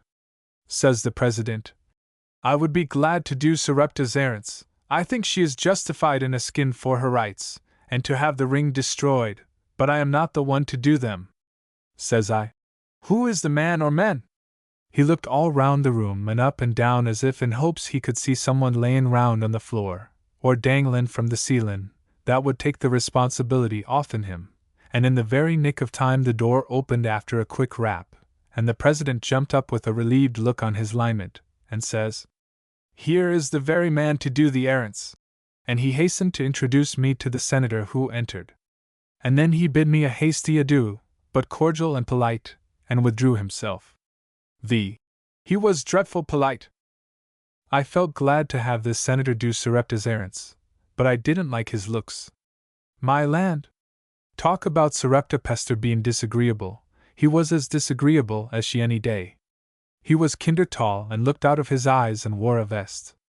He was some bald-headed, and wore a large smile all the while. It looked like a boughten one that didn't fit him, but I won't say it was. I presume he'll be known by this description. But his baldness didn't look to me like Josiah Allen's baldness, and he didn't have the noble alignment of the president, no indeed. He was dreadful polite, good land. Politeness is no name for it, but I don't like to see anybody too good. He drawed a chair up for me and himself and asked me if he should have the inexpressible honor and delightful joy of aiding me in any way, if so to command him to do it or words to that effect. I can't put down his second-hand smiles and genteel looks and don't want to if I could. But tacklin' hard jobs as I always tackle 'em, I sat down calm in front of him with my umbrella on my lap and told him all of Sarepta's errands, and how I had brought 'em from Jonesville on my tower. I told over all her sufferin's and wrongs from the rings and from not havin' her rights, and all her sisters Azuba Clapsaddles, and her Aunt Cassandra Keeler's, and Huldah and Drusille's and Abigail Flanders's injustices and sufferin's. I did her errands as honorable as I'd love to have one done for me. I told him all the particulars, and as I finished I said firmly, "Now can you do Sarepta Pester's errands, and will you?" He leaned forward with that disagreeable bawden smile of his'n and took up one corner of my mantelly. It was cut tab fashion, and he took up the tab and said in a low insinuating voice, looking close at the edge of the tab, "Am I mistaken, or is this beautiful creation Pipian, or can it be Kensington Tat-in?" I drawed the tab back coldly and never deigned a reply. "Agin," he says, in a tone of amiable anxiety, "have I not heard a rumor that bangs are going out of style? I see you do not wear your lovely hair bang-like or a pompadours? Ah, women are lovely creatures, lovely beings, every one of 'em." And he said, "You are very beautiful." And he said agin, a sort of a deceitful lovesick sith. I saw demood as the Sphinx, and a chip-in bird tappin' his wing against her stunny breast would move it just as much as he moved me by his talk or his siths. But he kept on, puttin' on a sort of a sad injured look as if my coldness was ondoin' of him. "My dear madam, it is my misfortune that the topics I introduce, however carefully selected by me, do not seem to be congenial to you. Have you a leanin' toward natural history, madam? Have you ever studied into the habits and traits of our American wad?" "What?" says I, for truly a woman's curiosity, however paralyzed by just indignation, can stand only just so much strain. "The what?" "The wad. The animal from which is obtained the valuable fur that tailors make so much use of," says I. "Do you mean wad in 8 cents a sheet?" "8 cents a pelt, yes, the skins are plentiful and cheap, owing to the hardy habits of the animal," says I. "Cease instantly. I will hear no more." Truly, I had heard much of the flattery and little talk statesmen will use to them men, and I'd heard of their lies, etc. But truly I felt that the half had not been told. And then I thought out loud and says, "I've heard how laws of eternal right and justice are sought one side in Washington, D.C., as being too triflin' to attend to, while the legislators pondered over and passed laws regarding hens' eggs and birds' nests. But this is going too fur, too fur. But," says I firmly, "I shall do Sarepta's errands, and do 'em to the best of my ability, and you can't draw off my attention from her wrongs and sufferin's by talkin' about wads. I would love to oblige Sarepta," says he, "because she belongs to such a lovely sect. Them men are the loveliest, most angelic creatures that ever walked the earth. They are perfect, flawless, like snow and roses. Says I firmly. They hain't no such thing, they are disagreeable creeturs a good deal of the time. They hain't no better than men, but they ort to have their rights all the same. Now Sarepta is disagreeable and kinder fierce actin', and jest as humbly as they make them men, but that hain't no sign she ort to be imposed upon. Josiah says she hadn't ort to have rights she is so humbly, but I don't feel so. Who is Josiah? Says he. Says I. My husband. Ah, your husband! Yes, them men should have husbands instead of rights. They do not need rights, they need freedom from all cares and suffering. Sweet lovely beings! Let them have husbands to lift them above all earthly cares and trials. Oh! Angels of our homes! Says he, lifting his eyes to the heavens and kinderschetten them, some as if he was going into a spasm. Fly around, ye angels, in your native hants, mingle not with rings and vile laws, flee away, flee above them! And he kinder waved his hand back and forth in a floatin' fashion up in the air, as if it was a woman flyin' up there smooth and serene. It would have impressed some folks dreadful, but it didn't me. I says reasonably. Sarepta would have been glad to flew above em, but the ring and the vile laws lay holt of her unbeknown to her and dragged her down. And there she is all bruised and broken-hearted by em. She didn't meddle with the political ring, but the ring meddled with her. How can she fly when the weight of this infamous traffic is holding her down? Ahem! Says he. Ahem, as it were. As I was saying, my dear madam, these angelic angels of our homes are too ethereal, too dainty to mingle with rude crowds. We political men would fain keep them as they are now. We are willing to stand the rude buffeting of voting, in order to guard these sweet, delicate creatures from any hardships. Sweet, tender beings, we would fain guard thee. Ah, yes, says I.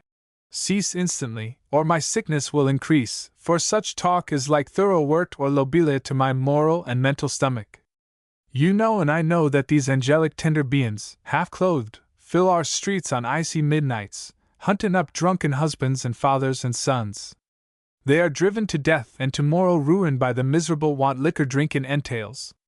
They are starved, they are froze, they are beaten, they are made childless and hopeless by drunken husbands killing their own flesh and blood. They go down into the cold waves and are drowned by drunken captains. They are cast from railways into death by drunken engineers. They go up on the scaffold and die for crimes committed by the direct aid of this agent of hell. The men had ruther be flying round than to do all this. But they can't. If men really believed all they say about them men, and I think some on 'em do in a dreamy sentimental way, if them men are angels, give 'em the rights of angels. Who ever hearn of a angel folding up her wings and going to a poorhouse or jail through the fault of somebody else? Who ever hearn of a angel being dragged off to police court for fighting to defend her children and herself from a drunken husband that had broke her wings and blacked her eyes, got the angel into the fight, and then she got throwed into the streets and imprisoned by it? Who ever hearn of a angel having to take in washin' to support a drunken son or father or husband? Who ever hearn of a angel going out as wet nurse to get money to pay taxes on her home to a government that in theory idolizes her, and practically despises her, and uses that money in ways abominable to that angel? If you want to be consistent, if you're bound to make angels of them men, you ought to furnish a free safe place for 'em to soar in. You ought to keep the angels from being tormented and bruised and killed, etc. Ahem. Says he. As it were, ahem. But I kept right on, for I'd begun to feel noble and by the side of myself. This talk about them men being outside and above all participation in the laws of her country is just as pretty as anything I ever heard, and just as simple. Why, you might just as well throw a lot of snowflakes into the street, and say, some of 'em are female flakes and mustn't be trampled on. The great march of life tramples on 'em all alike. They fall from one common sky, and are trodden down into one common ground. Men and women are made with divine impulses and desires, and human needs and weaknesses, needing the same heavenly light, and the same human aids and helps. The law should mete out to them the same rewards and punishments. Sarepta says you call them men angels, and you don't give 'em the rights of the lowest beasts that crawl on the earth. And Sarepta told me to tell you that she didn't ask the rights of an angel. She would be perfectly contented and proud, if you would give her the rights of a dog, the assured political rights of a yeller dog. She said yeller, and I'm bound on doin' her errant jest as she wanted it done, word for word. A dog, Sarepta says, don't have to be hung if it breaks the laws it is not allowed any hand in making. A dog don't have to pay taxes on its bone to a government that withholds every right of citizenship from it. A dog hain't called undogly if it is industrious and hunts quietly round for its bone to the best of its ability, and tries to get its share of the crumbs that falls from that table bills are laid on. A dog hain't preached to about its duty to keep home sweet and sacred, and then see that home turned into a place of danger and torment under laws that these very preachers have made legal and respectable.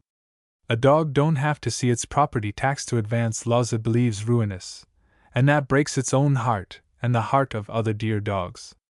A dog don't have to listen to soul-sickening speeches from them that deny it freedom and justice, about its being a damask rose and a seraph, when it knows it hain't. It knows, if it knows anything, that it is just a plain dog. You see, Sarepta has been embittered by the trials that politics, corrupt legislation have brought right onto her. She didn't want nothing to do with them, but they come on to her unexpected and unbeknown, and she feels that she must do everything she can to alter matters. She wants to help make the laws that have such overpower and influence over her. She believes they can't be much worse than they are now, and may be a little better. Ah, interrupted the senator. If Sarepta wishes to change political affairs, let her influence her children, her boys, and they will carry her benign and noble influence forward into the centuries. But the law took her boy, her little boy and girl, away from her. Through the influence of the whiskey ring, of which her husband was a surname member, he got possession of her boy. And so the law has made it perfectly impossible for her to mold it indirectly through him. What Sarepta does she must do herself. Ah, my dear woman! A sad thing for Sarepta. I trust you have no grievance of this kind. I trust that your estimable husband is, as it were, estimable. Yes, Josiah Allen is a good man, as good as men can be. You know men or them men can't be only just about so good anyway. But he's my choice, and he don't drink a drop. Pardon me, madam, but if you are happy in your married relations, and your husband is a temperate good man, why do you feel so upon this subject? Why, good land! If you understood the nature of a woman, you would know my love for him, my happiness, the content and safety I feel about him and our boy, makes me realize the sufferings of Sarepta in having her husband and boy lost to her, makes me realize the depth of a wife's and mother's agony when she sees the one she loves going down, down so low she can't reach him, makes me feel how she must yearn to help him in some safe, sure way. High trees cast long shadows. The happier and more blessed a woman's life is, the more does she feel for them that are less blessed than she. Highest love goes lowest, like that love that left heaven and descended to earth, and into it that he might lift up the lowly.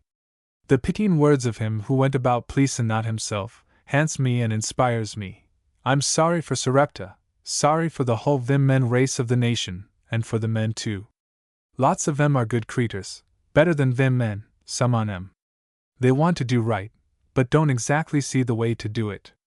In the old slavery times some of the masters was more to be pitied than the slaves. They could see the injustice, feel the wrong they was doin', but old chains of custom bound 'em, social customs and ideas had hardened into habits of thought.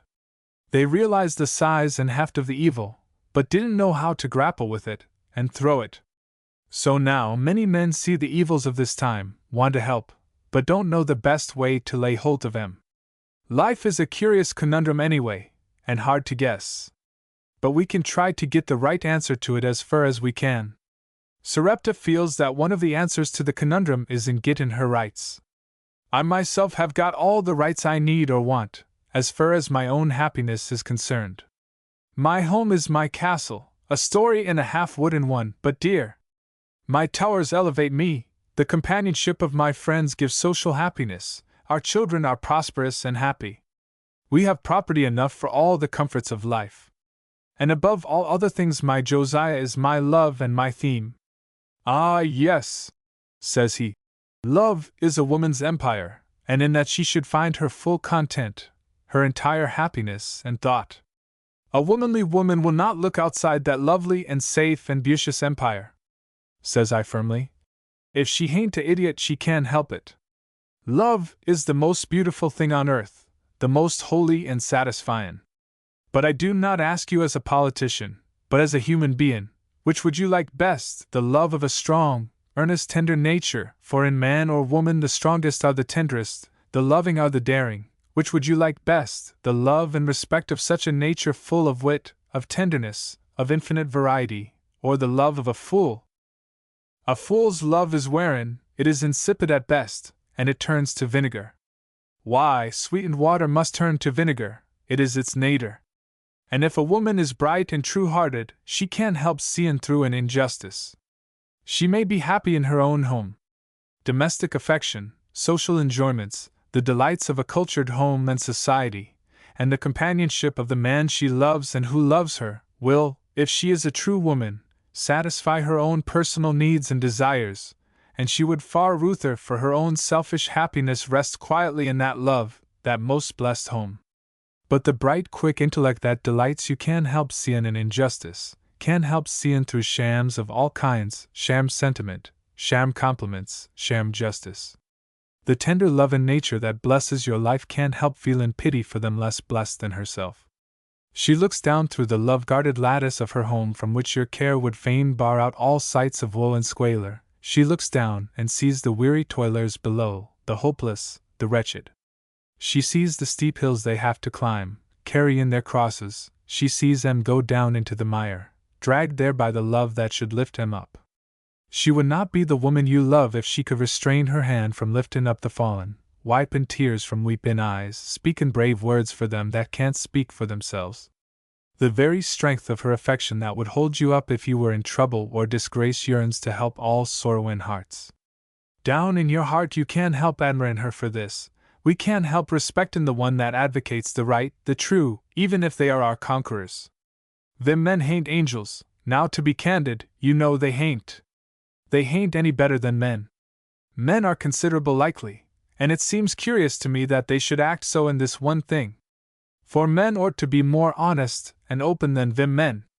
They hain't had to cajole and wheedle and use little trickeries and deceits and indirect ways as them men have. Why, cramp a tree limb and see if it will grow as straight and vigorous as it would in full freedom and sunshine. Men ought to be nobler than women, sincerer, braver.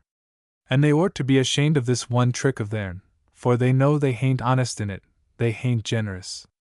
Give them men 2 or 3 generations of moral and legal freedom and see if men will laugh at 'em for their little deceits and affectations. No, men will be gentler, and them men nobler, and they will both come nearer being angels, though most probable they won't be any too good then. I hain't a mite afraid of it. 6. Concerning moth millers and many fish. The senator kinder sithed, and that sit sort o brought me down onto my feet agin as it were, and a sense of my duty, and I spoke out agin. Can you and will you do Sarepta's errands? He evaded a direct answer by saying, As you alluded to the little indirect ways of women, dearest madam, you will pardon me for saying that it is my belief that the soft, gentle brains of females are unfitted for the deep, hard problems men have to grapple with. They are too doll-like, too angelically and sweetly frivolous. No doubt, says I. Some them men are frivolous and some men foolish, for as Mrs. Poyser said, God made women to match the men, but these few hadn't ought to disfranchise the whole race of men and them men. And as to soft brains, Maria Mitchell discovered planets hid from masculine eyes from the beginning of time. And do you think that them men can't see the black spots on the body politic that darkens the life of her and her children? Madame Curie discovered the light that looks through solid wood and iron, and you think them men can't see through unjust laws and practices, the rampant evils of today, and see what is on the other side, see a remedy for 'em. Florence Nightingale could mother and help cure an army. And why hain't men willin' to let them men help cure a sick legislation, kinder mother it, and encourage it to do better? She might much better be doin' that, than playin' bridge whist, or wrastlin' with hobble skirts, and it wouldn't devour any more time. He sought Demuta for a few minutes and then he says, While on the subject of women's achievements, dearest madam, allow me to ask you, if they have reached the importance you claim for them, why is it that so few women are made immortal by being represented in the Hall of Fame? And why are the 4 or 5 females represented there put away by themselves in a remote unadorned corner with no roof to protect them from the rough winds and storms that beat upon them? Says I. That's a good illustration of what I've been saying. It was owing to a woman's gift that America has a Hall of Fame, and it would seem that common courtesy would give them men an equally desirable place amongst the immortals. Do you suppose that if women formed half the committee of selection, which they should since it was a woman's gift that made such a place possible, do you suppose that if she had an equal voice with men, the names of noble men would be tucked away in a remote unroofed corner? Edgar Allan Poe's genius was worthy a place among the immortals, no doubt. His poems and stories excite wonder and admiration. But do they move the soul like Mrs. Stowe's immortal story that thrilled the world and helped free a race? Yes, 2 races, for the curse of slavery held the white race in bondage, too. Yet she and her 3 or 4 woman companions faced the stormy winds in an out-of-the-way corner, while Poe occupies his honorable sightly place among his 50 or more male companions. The men have always been admonished to not strive for right and justice but to lean on men's generosity and chivalry. Here was a place where that chivalry would have shone, but it didn't seem to materialize, and if them men had leaned on it, it would have proved a weak staff, indeed. Such things as this are constantly occurring and show plain that them men needs the ballot to protect her from all sorts of wrongs and indignities. Men take women's money, as they did here, and use it to uplift themselves, and lower her, like toshing her heavily and often unjustly and using this money to help forward unjust laws which she abominates. And so it goes on, and will, until women are men's equals legally and politically. Ahem, you present things in a new light. I never looked at this matter with your eyes.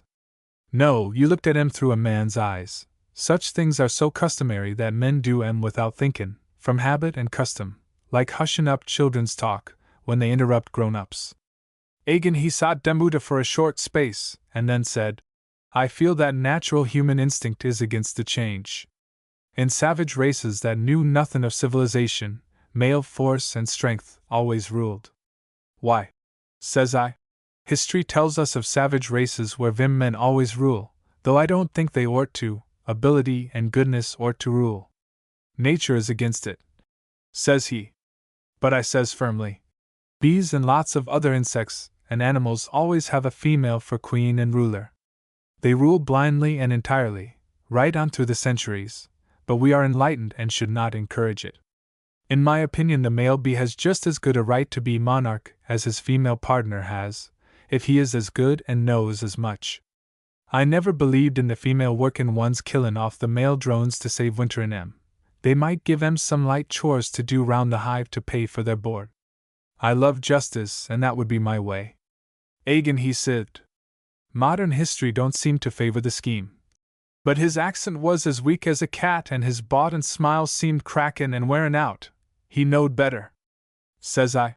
We won't argue long on that p'int, for I might overwhelm you if I approved of overwhelmin', but will merely ask you to cast one eye on England. Was the reign of Victoria the Good less peaceful and prosperous than that of the male rulers who preceded her?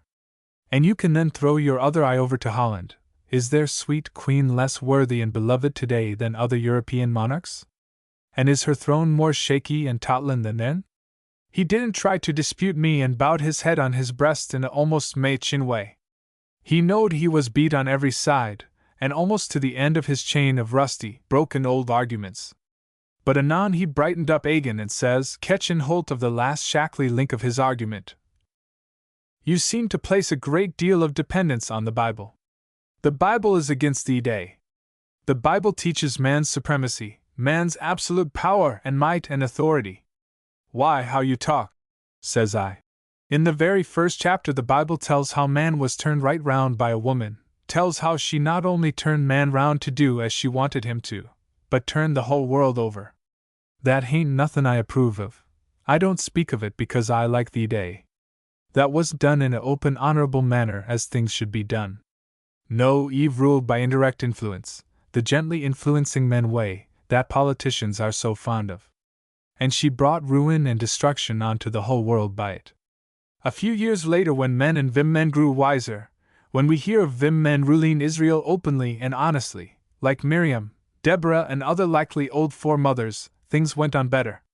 They didn't act Mayachin and tempt, and act indirect.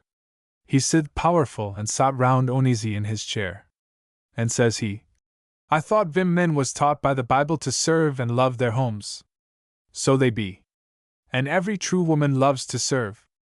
Home is my supreme happiness and delight, and my best happiness is found in serving them I love. But I must tell the truth, in the house or outdoors, says he faintly. The Old Testament may teach that women have some strength and power. But in the New Testament, in every great undertaking and plan, men have been chosen by God to carry them through. Why, says I. How you talk! Have you ever read the Bible? He said evasively. His grandmother owned one, and he had seen it in early youth. And then he went on in a sort of apologising way. He had always meant to read it, but he had entered political life at an early age where the Bible wasn't popular, and he believed that he had never read further than the epistles of Gulliver to the Lilliputians. Says I, that hain't Bible, there hain't no Gulliver in it, and you mean Galatians.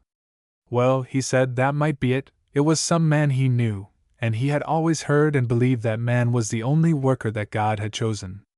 Why, says I, the one great theme of the New Testament, the salvation of the world through the birth of Christ, no man had anything to do with. Our divine Lord was born of God and woman. Heavenly plan of redemption for fallen humanity. God himself called woman into that work, the divine work of saving a world, and why shouldn't she continue in it? God called her. Mary had no dream of publicity, no desire of a world's work of suffering and renunciation. The soft air of Galilee rocked her about in its sweet content, as she dreamed her quiet dreams in maiden peace, dreamed, perhaps, of domestic love and happiness. From that sweetest silence, the restful peace of happy innocent girlhood, God called her to her divine work of help and redeem a world from sin. And did not this woman's love and willing obedience, and suffering set her apart, baptize her for this work of lifting up the fallen, helping the weak? Is it not a part of woman's life that she gave at the birth and crucifixion? Her faith, her hope, her suffering, her glow of divine pity and joyful martyrdom. These, mingled with the divine, the pure heavenly, have they not for 1900 years been blessing the world? The God in Christ would awe us too much. We would shield our eyes from the too blinding glory of the pure godlike. But the tender Christ who wept over a sinful city, and the grave of his friend, who stopped dying on the cross to comfort his mother's heart, provide for her future, it is this womanly element in our Lord's nature that makes us dare to approach him, dare to kneel at his feet. And since woman was so blessed as to be counted worthy to be co-worker with God in the beginning of the world's redemption, since he called her from the quiet obscurity of womanly rest and peace into the blessed martyrdom of renunciation and toil and suffering, all to help a world that cared nothing for her, that cried out shame upon her, he will help her carry on the work of help in a sinful world. He will protect her in it. She cannot be harmed or hindered, for the cause she loves of helping men and women is God's cause too, and God will take care of his own. Herod's full of greed and frightened selfishness may try to break her heart by efforts to kill the child she loves, but she will hold it so close to her bosom he can't destroy it, and the light of the divine will go before her, showing the way through the desert and wilderness maybe, but she shall bear it into safety. You spoke of Herod, says he dreamily. The name sounds familiar to me. Was not Mr. Herod once in the United States Senate? Not that one, says I. He died some time ago, but I guess he has relatives there now, judging from laws made there. You asked who Herod was, and as it all seems a new story to you, I will tell you. When the Savior of the world was born in Bethlehem, and a woman was trying to save his life, a man by the name of Herod was trying his best out of selfishness and greed to murder him. Ah, that was not right in Herod. No, it hain't been called so. And what wasn't right in him hain't right in his relations who are trying to do the same thing today. Selling for money the right to destroy the child the mother carries on her heart. Surrounding him with temptations so murderous, yet so enticing to youthful spirits, that the mother feels that as the laws are now, the grave is the only place of safety that God himself can find for her boy. But because Herod was so mean, it hain't no sign that all men are mean. Joseph was as likely as he could be. Joseph? Says he pensively. Do you allude to our venerable speaker, Joe Cannon? No, says I. I'm talkin' Bible. I'm talkin' about Joseph, just plain Joseph. Ah, I see. I am not fully familiar with that work. Being so engrossed in politics and political literature, I don't get any time to devote to less important publications. Says I candidly. I knew you hadn't read it the minute you mentioned the Book of Lilliputians. But as I was sayin', Joseph was a likely man. He had the strength to lead the way, overcome obstacles, keep dangers from Mary, protect her tenderer form with the mantle of his generous devotion. But she carried the child on her bosom, ponderin' high things in her heart that Joseph never dreamed of. That is what is wanted now, and in the future. The man and the woman walkin' side by side. He a little ahead, mebbe, to keep off dangers by his greater strength and courage. She a carryin' the infant Christ of love, bearin' the baby peace in her bosom, carryin' it into safety from them that seek to destroy it. And as I said before, if God called woman into this work, He will enable her to carry it through. He will protect her from her own weaknesses, and the misapprehensions and hard judgments and injustices of a gainsayin' world. Yes, the star of hope is risin' in the sky brighter and brighter, and wise men are even now comin' to the mother of the new Redeemer, led by the star. He sought Demuta. Silence reigned for some time, and finally I spoke out solemnly through the rain. Will you do Sarepta's errands? Will you give her her rights? And will you break the whiskey ring? He said he would love to do the errands. I had convinced him that it would be just and right to do 'em, but the Constitution of the United States stood up firm against 'em. As the laws of the United States was, he could not make any move toward doin' either of the errands. Says I, can't the laws be changed? Be changed? Change the laws of the United States? Tamper with the glorious Constitution that our forefathers left us, an immortal sacred legacy. He jumped up on his feet and his second-hand smile fell off. He kinder shook as if he was scared most to death and tremblin' with horror.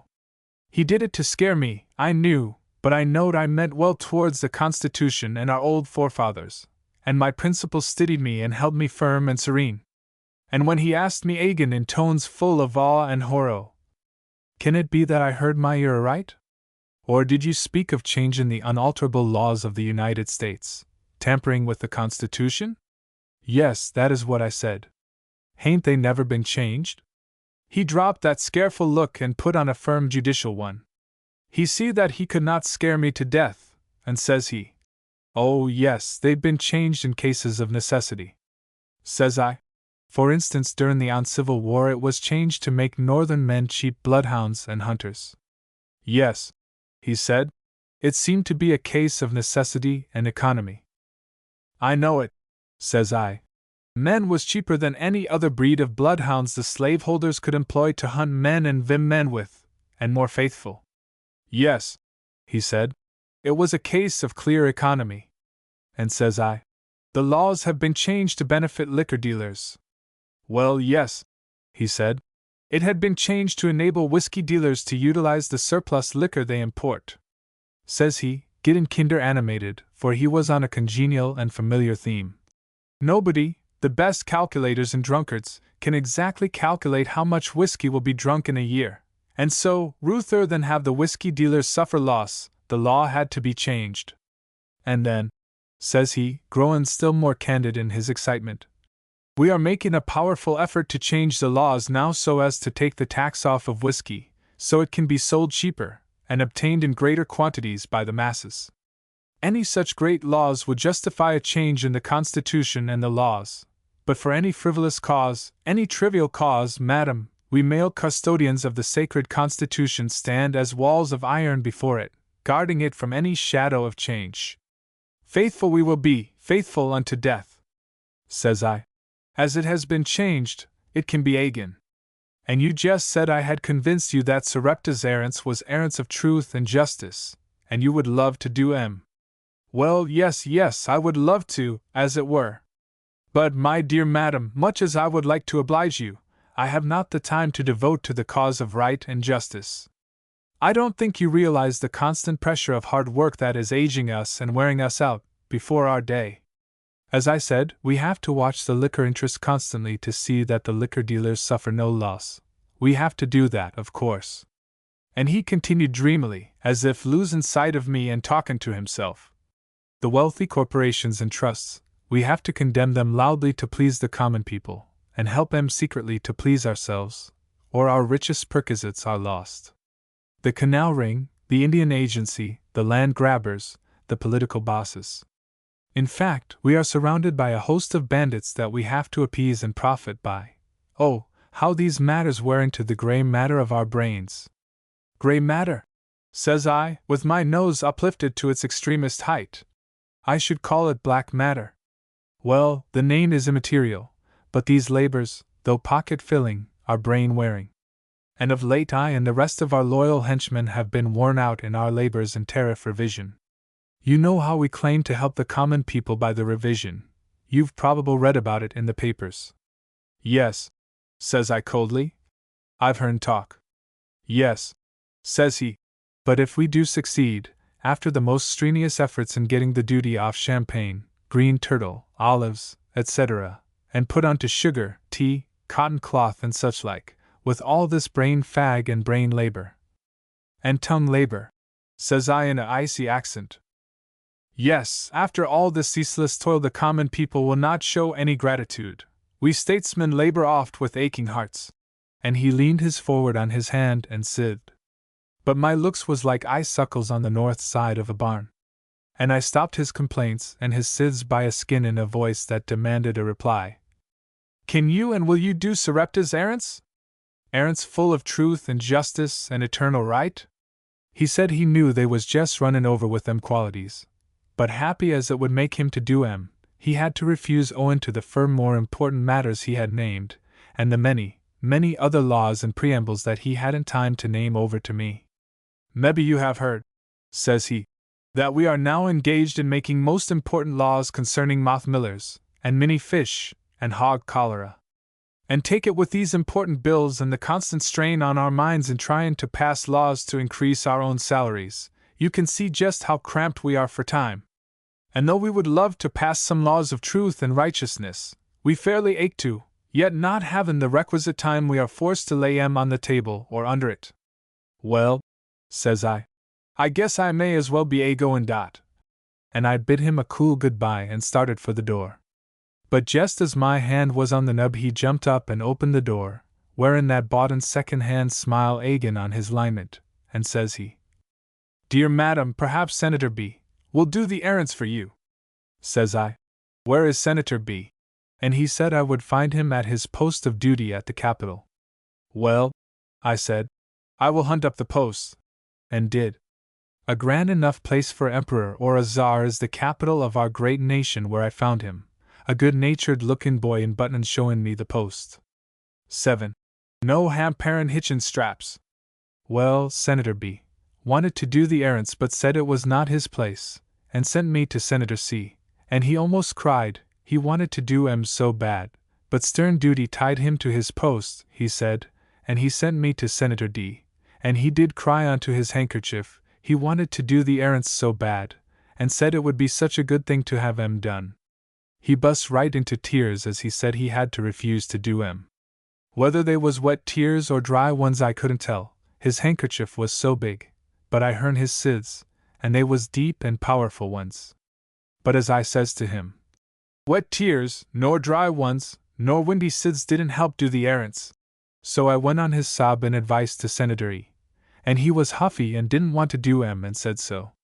And said his wife had 13 children, and them men instead of votin' ort to go, and do likewise. And I told him it wouldn't look well in our married them men and widders, and if they should foller her example folks would talk. And he said, they ort to marry. And I said, as the fashion is now, them men had to wait for some man to ask 'em, and if they didn't come up to the mark and ask 'em, who was to blame? He wouldn't answer, and looked sulky, but honest, and wouldn't tell me who to go to get the errands done.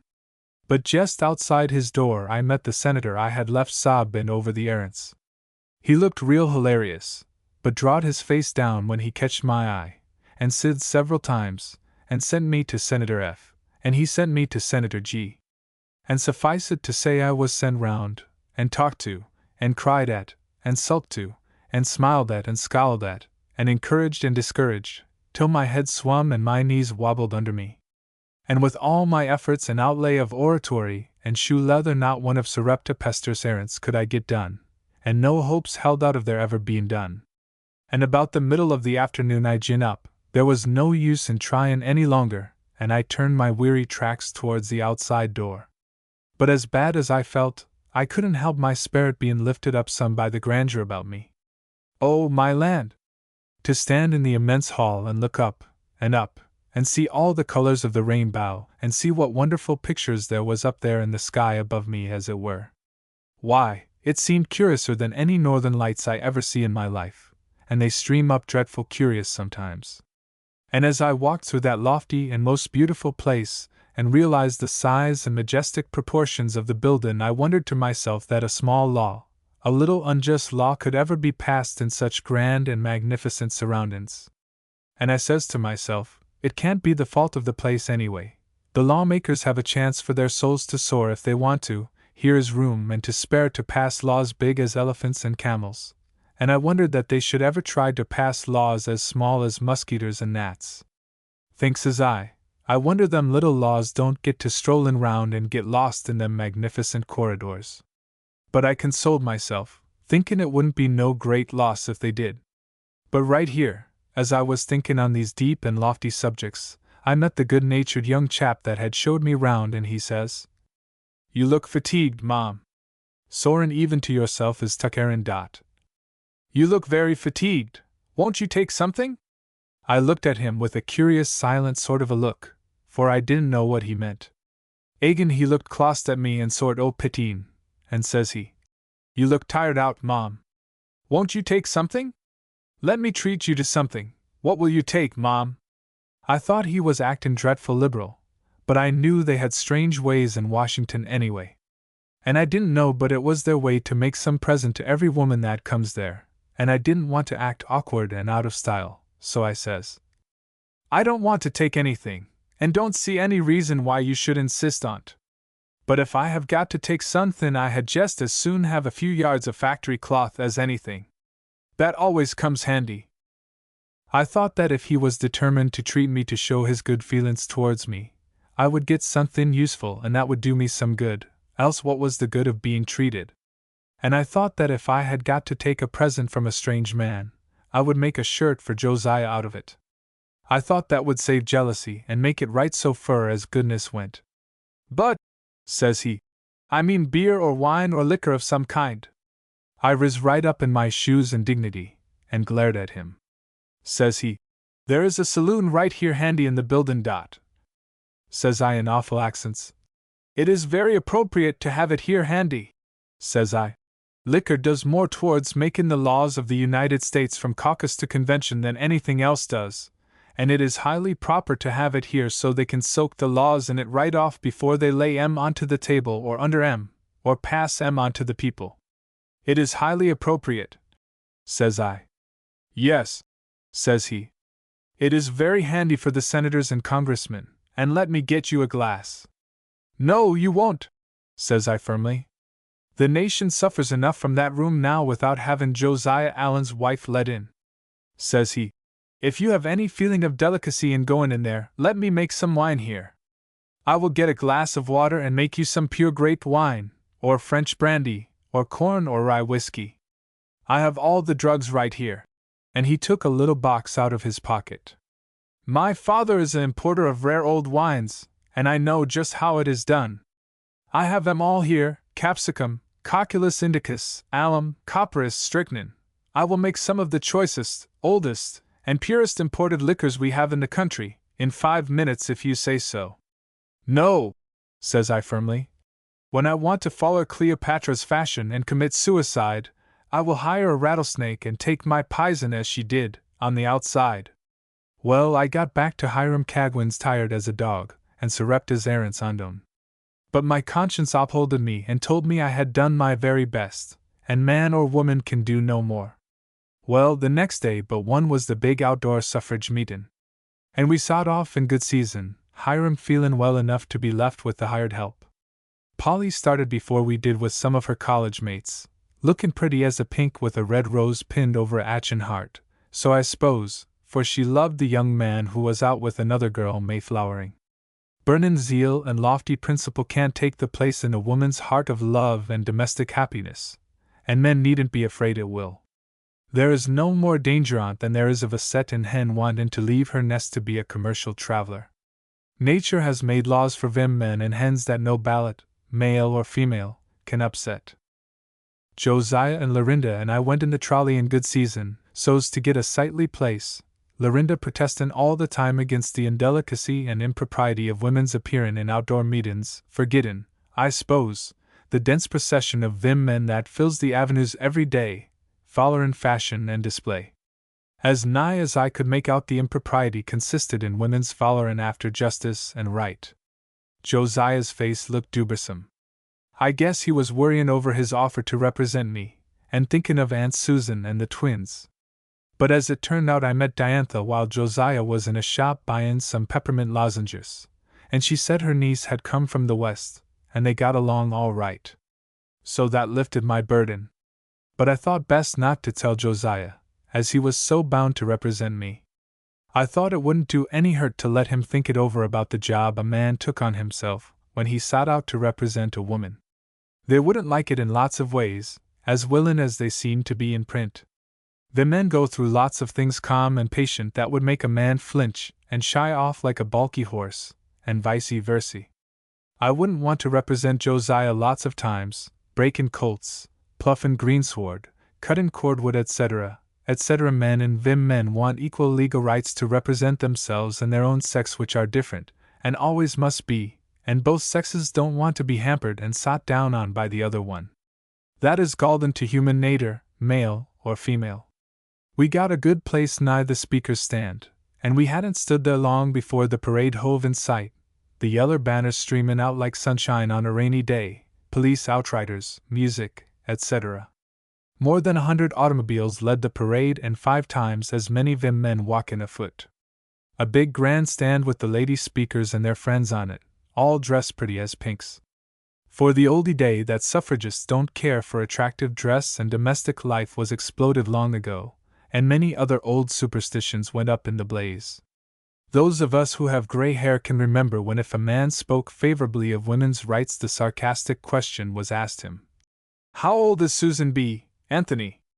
And this fine wit and cut-in ridicule would silence argument and quench the spirit of the upholder.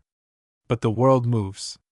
Susan's memory is beloved and revered, and the contemptuous ridicule of the unthinking and ignorant only nourished the laurels the world lays on her tomb.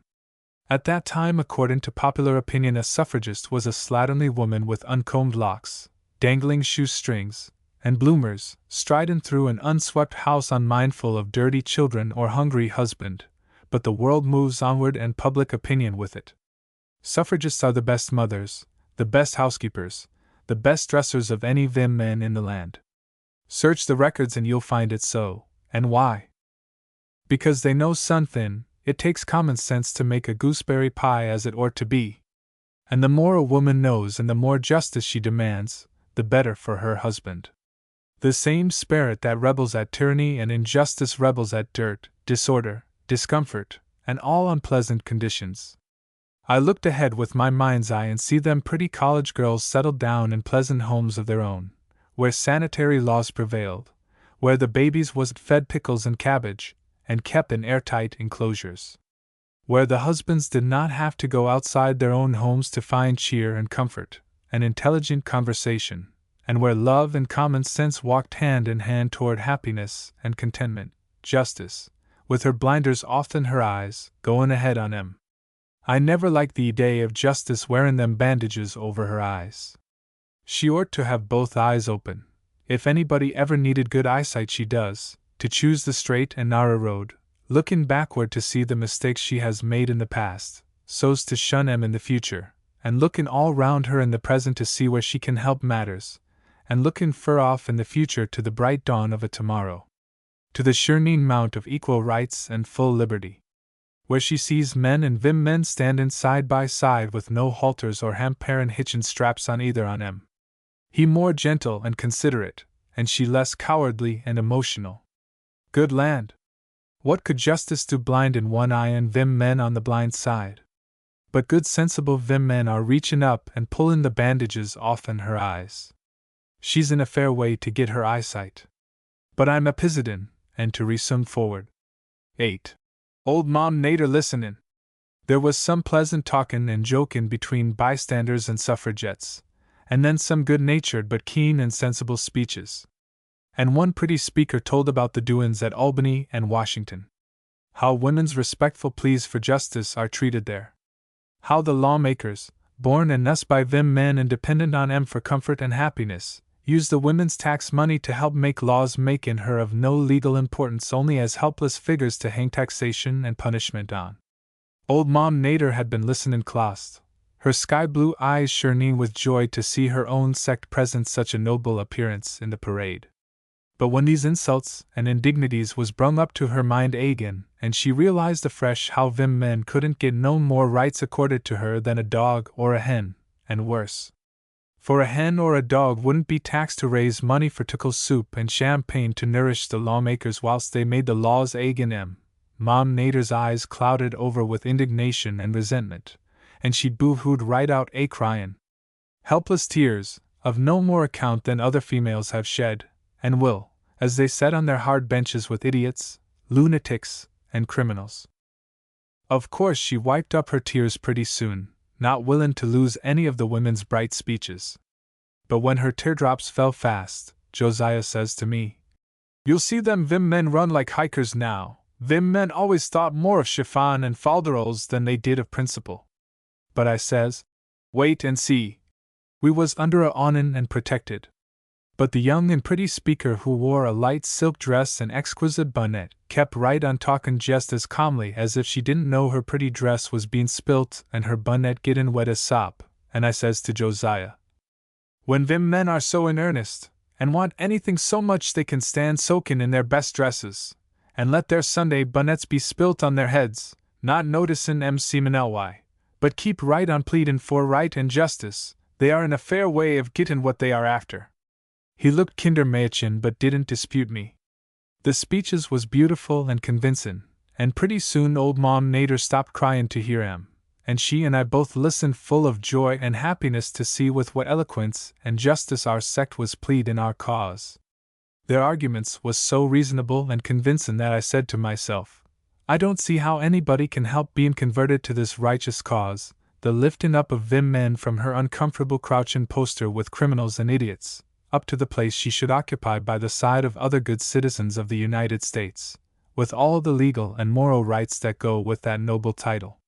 And right whilst I was thinkin' this, somethin' was happenin' that proved I was right in my episidin, and somebody awful sot agin it was bein' converted then and there. But of this more anon and by.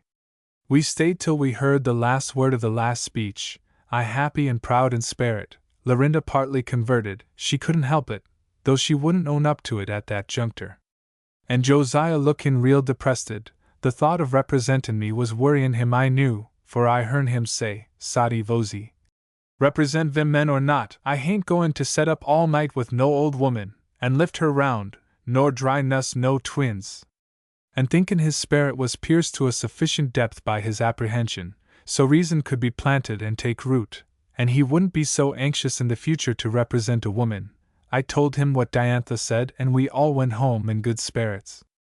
The sun shone clear, the rain had washed the face of the earth till it shone, and everything looked gay and joyous.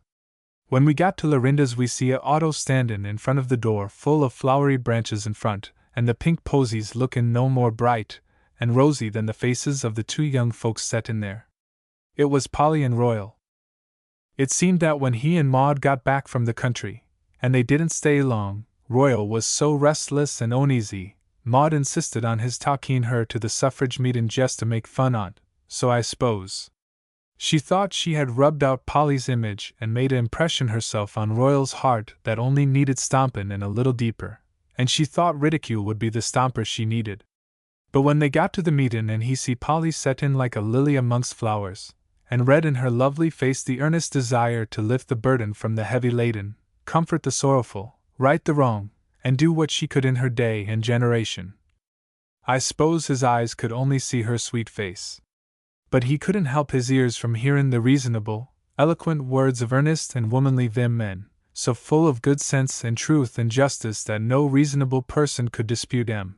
And when he contrasted all this with the sneerin' face, the sarcastic egotistic prattle of Maud, the veil dropped from his eyes, and he see with the new vision.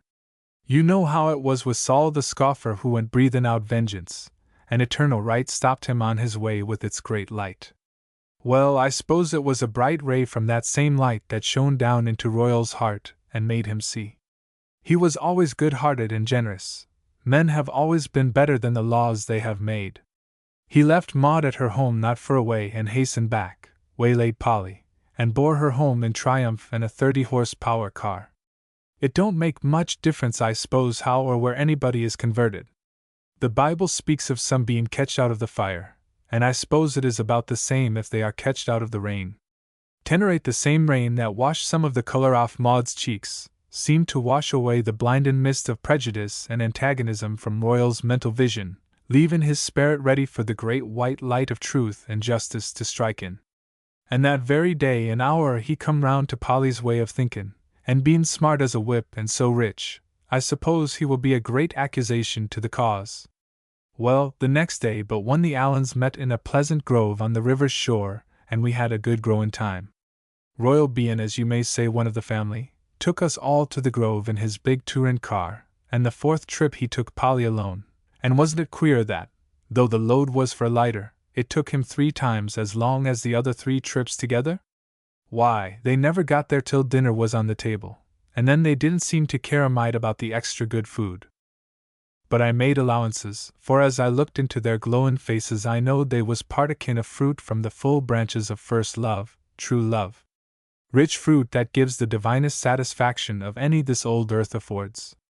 Food that never changes through the centuries, though fashion often changes, and riotous plenty or food famine may exalt or depress the spirit of the householder. Nothin' but time has any power over this divine fruitage. He gradually, as the light of the honeymoon wanes, whets his old scythe and mows down some of the luxuriant branches, either cut in a full swath, or one at a time, and the blessed consumers have to come down to the ordinary food of mortals. But this was still far away from them. And I knowed too that the ordinary food of ordinary mortals partook of under the full harvest moon of domestic comfort and contentment was not to be despised, though for different. And the light for different from the glow and the glamour that wrapped them two together, and all the rest of the world away from them. But I'm a-pisitin' too much, and to resume forward. As I said, we had a happy growin' time at the reunion, Josiah bein' in fine feather to see the relation on his side presentin' such a noble appearance. And like a good wife I sympathized with him in his pride and happiness, though I told him they didn't present any better appearance than the same number of Smiths would. And their cookin', though excellent, was no better than the Smiths could cook if they sought out to. He bein' so good-natured didn't dispute me outright, but said he thought the Allens made better nutcakes than the Smiths. But they don't, no such thing. In fact, I think the Smith nutcakes are lighter and have a more artistic twist to 'em and don't devour so much fat fryin'. But I'd hate to set Josiah down to any better victuals. I know as I would dast let him loose at the table at a Smith reunion, for he eat for too much as it was. I had to give him 5 pepsin lozenges and some pepper tea. And then I looked out all night for nightmares to ride on his chist. But he come through it alive, though with considerable pain. We stayed 2 or 3 days longer with Lorinda, and then she and Hiram went part way with us as we visited our way home. We've got relations livin' all along the river that we owed visits to. And we went to see a number of 'em, and enjoyed our 4 selves first rate. These things all took place more than a year ago, and another man sets in the high chair, before which I laid Sarepta's errands, a man not so hefty maybe weighed by common steelyards, but one of noble weight judged by mental and moral scales. I know whether I'd had any better luck if I'd presented Sarepta's errands to him. Sometimes when I look in the kind eyes of his picture, and read his noble and eloquent words that I believe come from his very soul, I think maybe I'd been more lucky if he'd sat in the chair that day. But then I do know, there are so many influences and hindrances planted like thorns in the cushion of that chair that a man, no matter how earnest he strives to do just right, can't help being pricked by 'em and held back. And I know he could never done them errands in the time she sought, but I'm in hopes he'll throw his powerful influence just as fur as he can on the side of right and justice to all the citizens of the U.S., them men as well as men. 10 he has showed more heroism now than many soldiers who risk life on the battlefield. For the worst foe to fight and conquer is ridicule, and he and others in high places have attacked Ed fashion so entrenched in the solid armor of habit that most public men wouldn't have dazed to take arms agin it. And the long waves of time must swash up agin the shores of eternity, before the good it has done can be estimated. How fur the influence has extended. How many weak wills been strengthened. How many broken hearts healed. How many young lives inspired to nobler and saner living. But to resume forward, I can't nor won't carry them errands of Sarepta's there again. It is too wearin' for one of my age and my rheumatiz. What a tedious time I did put in there. It was a day long to be remembered by me. 9. The Women's Parade. Josiah come home from Jonesville one day, all wrought up. He took off a big crate of eggs and got returns from several crates he'd sent to New York, and he says to me, "That consarned middleman is cheatin' me the worst kind. I know the yaller Plymouth Rock eggs ort to bring more 'n the white leghorns. They're bigger, and it stands to reason they're worth more, and he don't give nigh so much. I believe he eats 'em himself, and that's why he wants to get 'em cheaper. No middleman," says I, "could eat 50 dozen a week. He could if he eat enough at one time. 10 I'm going to New York to see about it." "When are you going?" says I. "I'm going tomorrow mornin'. I'm going in unexpected, and I lay out to catch him devourin' them big eggs himself." "Oh, Shaw," says I. "The day. Well, I say the trusts and middlemen are dishonest as the old Harry. Don't you remember what one on 'em writ to Uncle Sim Bentley, and what he writ back? He'd sent a great load of potatoes to him, and he didn't get hardly anything for 'em, only their big bill for sellin' 'em. They charged him for freightage, carriage, storage, porterage, weightage, and to make their bill longer, they put in rateage and satage. Uncle Sim writ back, 'You infernal thief, you, put in stealage, and keep the whole on't.' But I says, they're not all dishonest. There are good men among 'em as well as bad. Well, I lay out to see to it myself, and if they ever charge me for rateage and satage, I'm going to see what they are, and how they look." "Well," says I, "if you're bound to go, I'll get up and get a good breakfast and go with you." It was the day of the woman's suffrage parade, and I wanted to see it. I wanted to like a dog, and had ever since I hearn of it. Though some of the Johnnisvillians felt different. The Creation Searchin' Society was dreadful exercised about it. The president's stepma is a strong Chianti and has always ruled Philander with an iron hand. I've always noticed that women who didn't want any rights always took the right to have their own way. But 10 Philander come up a very strong Chianti. And he felt that the Creation Searchers ought to go to New York that day to assist the aunties in sneerin' at the marchers, ridin' up the parade, and helpin' count 'em. Philander was always good at figures, specially at subtraction, and he and his stepma thought he ought to be there to help. I told Josiah I guessed the Chiantis didn't need no help at that. But Philander called a meetin' of the Creation Searchers to make arrangements to go. And I suppose the speech he made at the meetin' was a powerful effort. And the members most all on 'em believin' as he did, they said it was a dreadful interestin' meetin'. Somethin' like a love feast, only more wrought up and exitin'. The editor of the Augur printed the whole thing in his paper, and said it give a staggerin' blow agin women's suffrage, and he didn't know but it was a death blow. He hoped it was. "A woman's parade," says Philander, "is the most abominable sight ever seen on our planetary system. Unprotected woman dressed up in fine clothes standin' up on her feet, and paradin' herself before strange men. Oh, how bold! Oh, how unwomanly! No wonder," says he, "the Chiantis are shocked at the sight, and say they march to attract the attention of men. Why can't women stay to home and set down and knit? and then men would love them. But if they keep on with these bold, forward actions, men won't love them, and they will find out so. And it has always been, and is now, man's greatest desire and chiefest aim he has aimed at, to protect women, to throw the shining mantle of his constant devotion about her delicate form and shield her and guard her like the very apples in his eyes. Woman is too sweet and tender a flower to have any such hardship put upon her, and it almost crazes a man, and makes him temporarily out of his head, to see women do anything to hazard that inherent delicacy of hern, that always appealed so to the male man.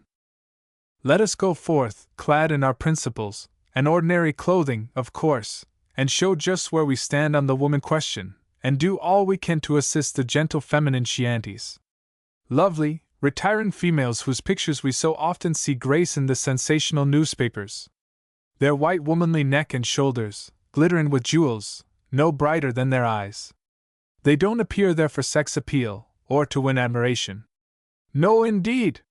No doubt they shrink from the publicity, and also shrink from making speeches in the Senate chambers or the halls of justice, but will do so, angelic martyrs that they are, to hold their erring suffrage sisters back from their brazen efforts at publicity and public speaking.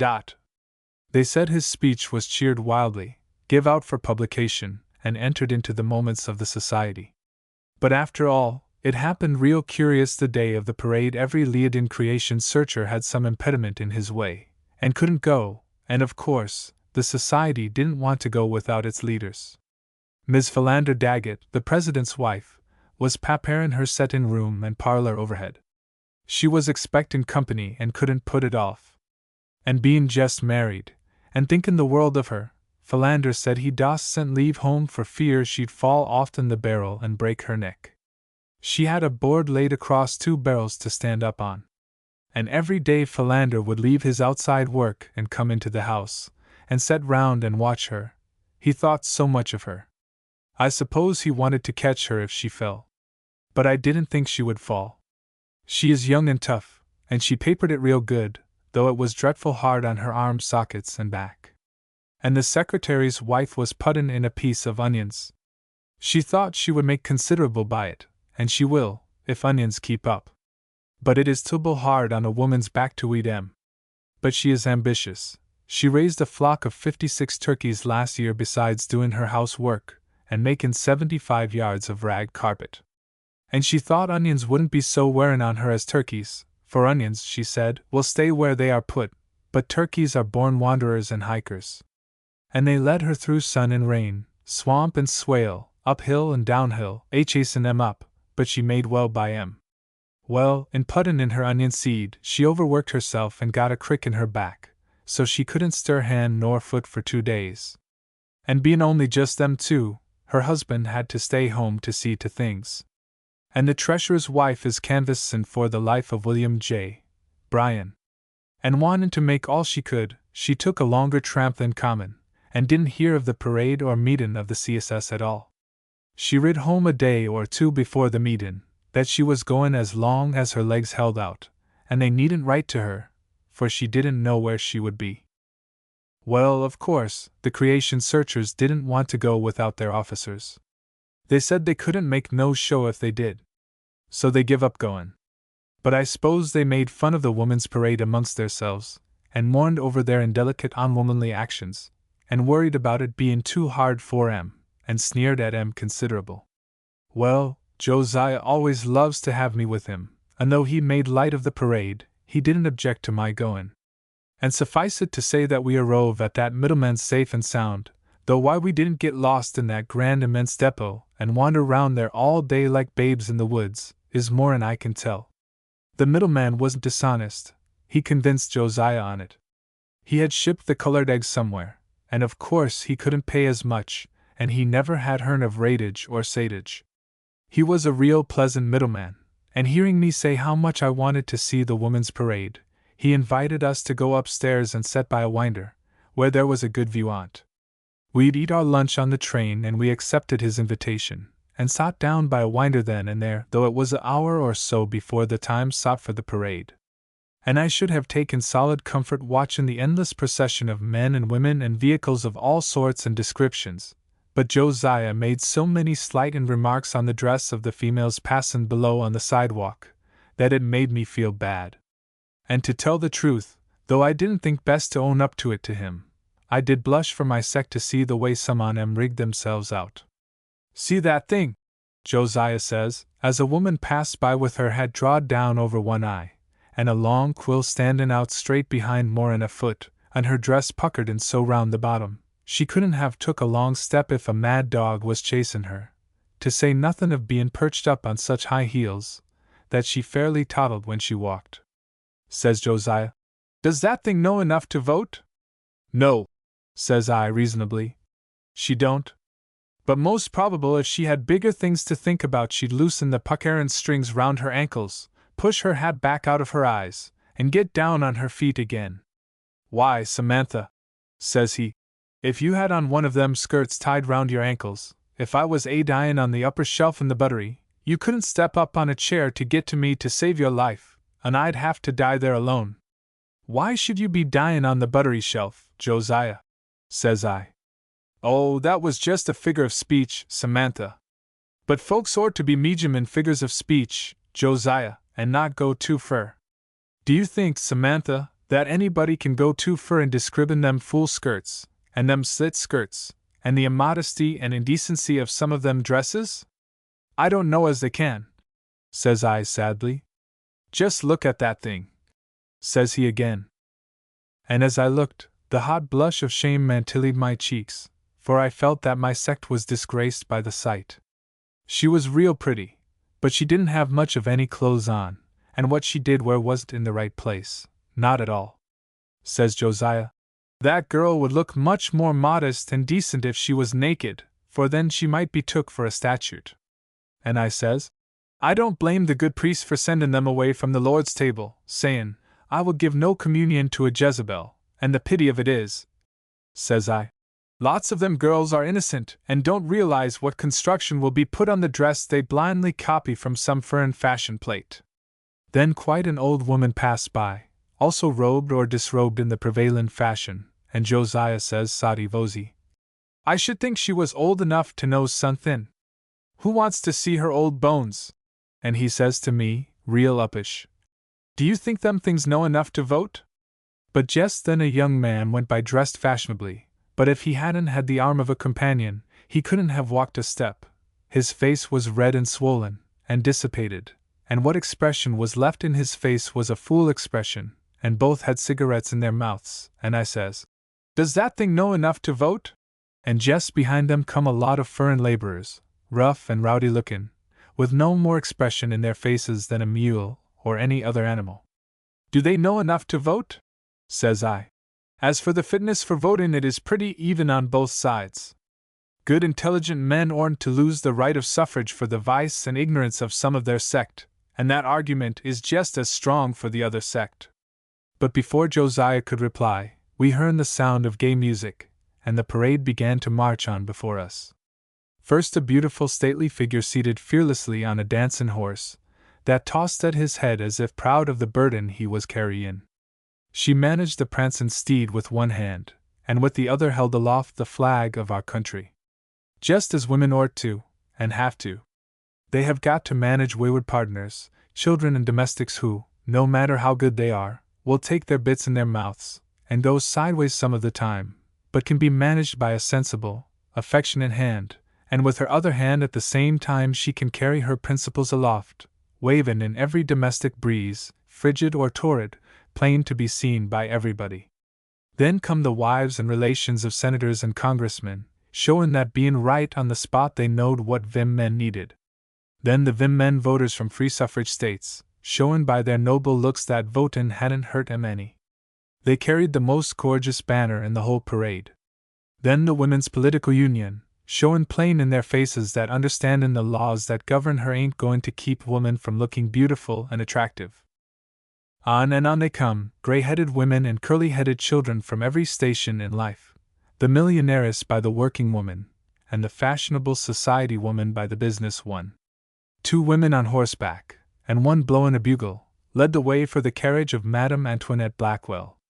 I wonder if she ever dreamed when she was trying to climb the hill of knowledge through the thorny path of sex persecution, that she would ever have a bugle blowed in front of her, to honor her for her efforts, and form a part of such a glorious parade of the sex she give her youth and strength to free. How they swept on, borne by the waves of music, heralded by waving banners of purple and white and gold, bearing uplifting and noble mottos. Physicians, lawyers, nurses, authors, journalists, artists, social workers, dressmakers, milliners, women from foreign countries dressed in their quaint costumes, laundresses, clerks, shop girls, college girls, all bearing the pennants and banners of their different colleges, Vassar, Wellesley, Smith, etc., etc., high school pupils, Women's Suffrage League, Women's Social League. And all along the brilliant line each division dressed in beautiful costumes and carrying their own gorgeous banners. And anon or oftener all along the long procession bands of music pealing out high and sweet, as if the spirit of music, who is always depicted as a woman, was glad and proud to do honor to her own sect. And all through the parade you could see every little while men on foot and on horseback, not a great many, but just enough to show that the really noble men was on their side. For, as I've said more formally, that is one of the most convincing arguments for women's suffrage. In fact, it don't need any other. That bad men fight against women's suffrage with all their might. Down by the big marble library, the grand stand was filled with men seated to see their wives march by on their road to victory. I hearn and believe they was a noble-looking set of men. They had seen their wives in the past chase in fashion and amusement, and why shouldn't they enjoy seeing them follow principle and justice? Well, I might talk all day and not begin to tell of the beauty and splendor of the women's parade. And the most impressive sight to me was to see how the leaven of individual right and justice had entered into all these different classes of society, and how their enthusiasm and earnestness must affect every beholder. And in my mind I drawed pictures of the different modes of our American women and our English sisters, each working for the same cause, but in what a different manner. Of course, our English sisters may have more reason for their militant doings, more unjust laws regarding marriage, divorce, and care of children, and I can't blame them married females for wanting to control their own money, especially if they earn it by scrubbing floors and washing. I can't blame them for not wanting their husbands to take that money from them and their children, especially if they're loafers and drunkards. And of course, there are no men so noble and generous as our American men. But just looking at the matter from the outside and comparing the two, I was proud indeed of our suffragists. While our English sisters feel it their duty to rip and tear, burn and pillage, to draw attention to their cause, and reach the goal, which I believe they have sought back for years, through the smoke and fire of carnage, our American suffragettes employ the gentle, convincing arts of beauty and reason. Some as the quiet golden sunshine draws out the flowers and fruit from the cold bosom of the earth. Minding their own business, antagonizing and troubling no one, they march along and show to every beholder just how earnest they be. They quietly and efficiently answer that argument of the Chiantis, that women don't want to vote, by a parade 2 hours in length, of 20,000. They answer the argument that the ballot would render women careless in dress and reckless, by organizing and carrying on a parade so beautiful, so harmonious in color and design that it drew out enthusiastic praise from even the enemies of suffrage. They quietly and without argument answered the old story that women was unbusinesslike and never on time, by starting the parade the very minute it was announced, which you can't always say of men's parades. It was a burning hot day, and many who'd always argued that women hadn't strength enough to lift a paper ballot, had prophesied that woman was too delicately organized to fraval, as Betsy Bobbitt would say, to endure the strain of the long march in the torrid atmosphere. But I told Josiah that women had walked daily over the burning plowshares of duty and domestic tribulation, till their feet had got calloused, and could stand more'n you'd think for. And he said he didn't know as females had any more burnin' plowshares to tread on than men had. And I says, I didn't say they had, Josiah. I never wanted women to get more praise or justice than men. I simply want 'em to get as much, just an even amount, for, says I solemnly, male and female created he them. Josiah is a deacon, and when I quote scripture, he has to listen respectful, and I went on. I guess it was a surprise even to the marchers that of all the ambulances that kept alongside the parade to pick up faint and swooning females, the only one occupied was by a man. Josiah denied it, but I says, I see his boots sticking out of the ambulance myself. Josiah couldn't dispute that, for he knows I am truthful. But he says something in the spirit of two little children I hearn disputin'. Says one, It wasn't so, you've told a lie. Well, says the other, you broke a piece of china and laid it to me. Says Josiah, you may have seen a pair of men's boots sticking out of the ambulance, but I'll bet they didn't have heels on 'em a inch broad, and 5 or 6 inches high. No, Josiah, says I, you're right. Men think too much of their comfort and health to hiss themselves up on such little high-toddlin' things, and you didn't see many on 'em in the parade. But he went on driving the arrow of higher criticism still deeper into my unwilling breast. I'll bet you didn't see his legs tied together at the ankles, or his trousers slit up the sides to show gauze stockings and anklets and diamond buckles. And you didn't see my sect who honored the parade by marching in it, have a goose quill half a yard long, standing up straight in the air from a coal scuttle hat, or out sideways, a hideous sight, and threatening the eyes of friend and foe. And you didn't see many on 'em in the parade, says I again. Women, as they march along to victory, have got to drop some of these senseless things. In fact, they are dropping 'em. You don't see waists now the size of an hourglass. It is getting fashionable to breathe now, and women on their way to their goal will drop by the way their high heels.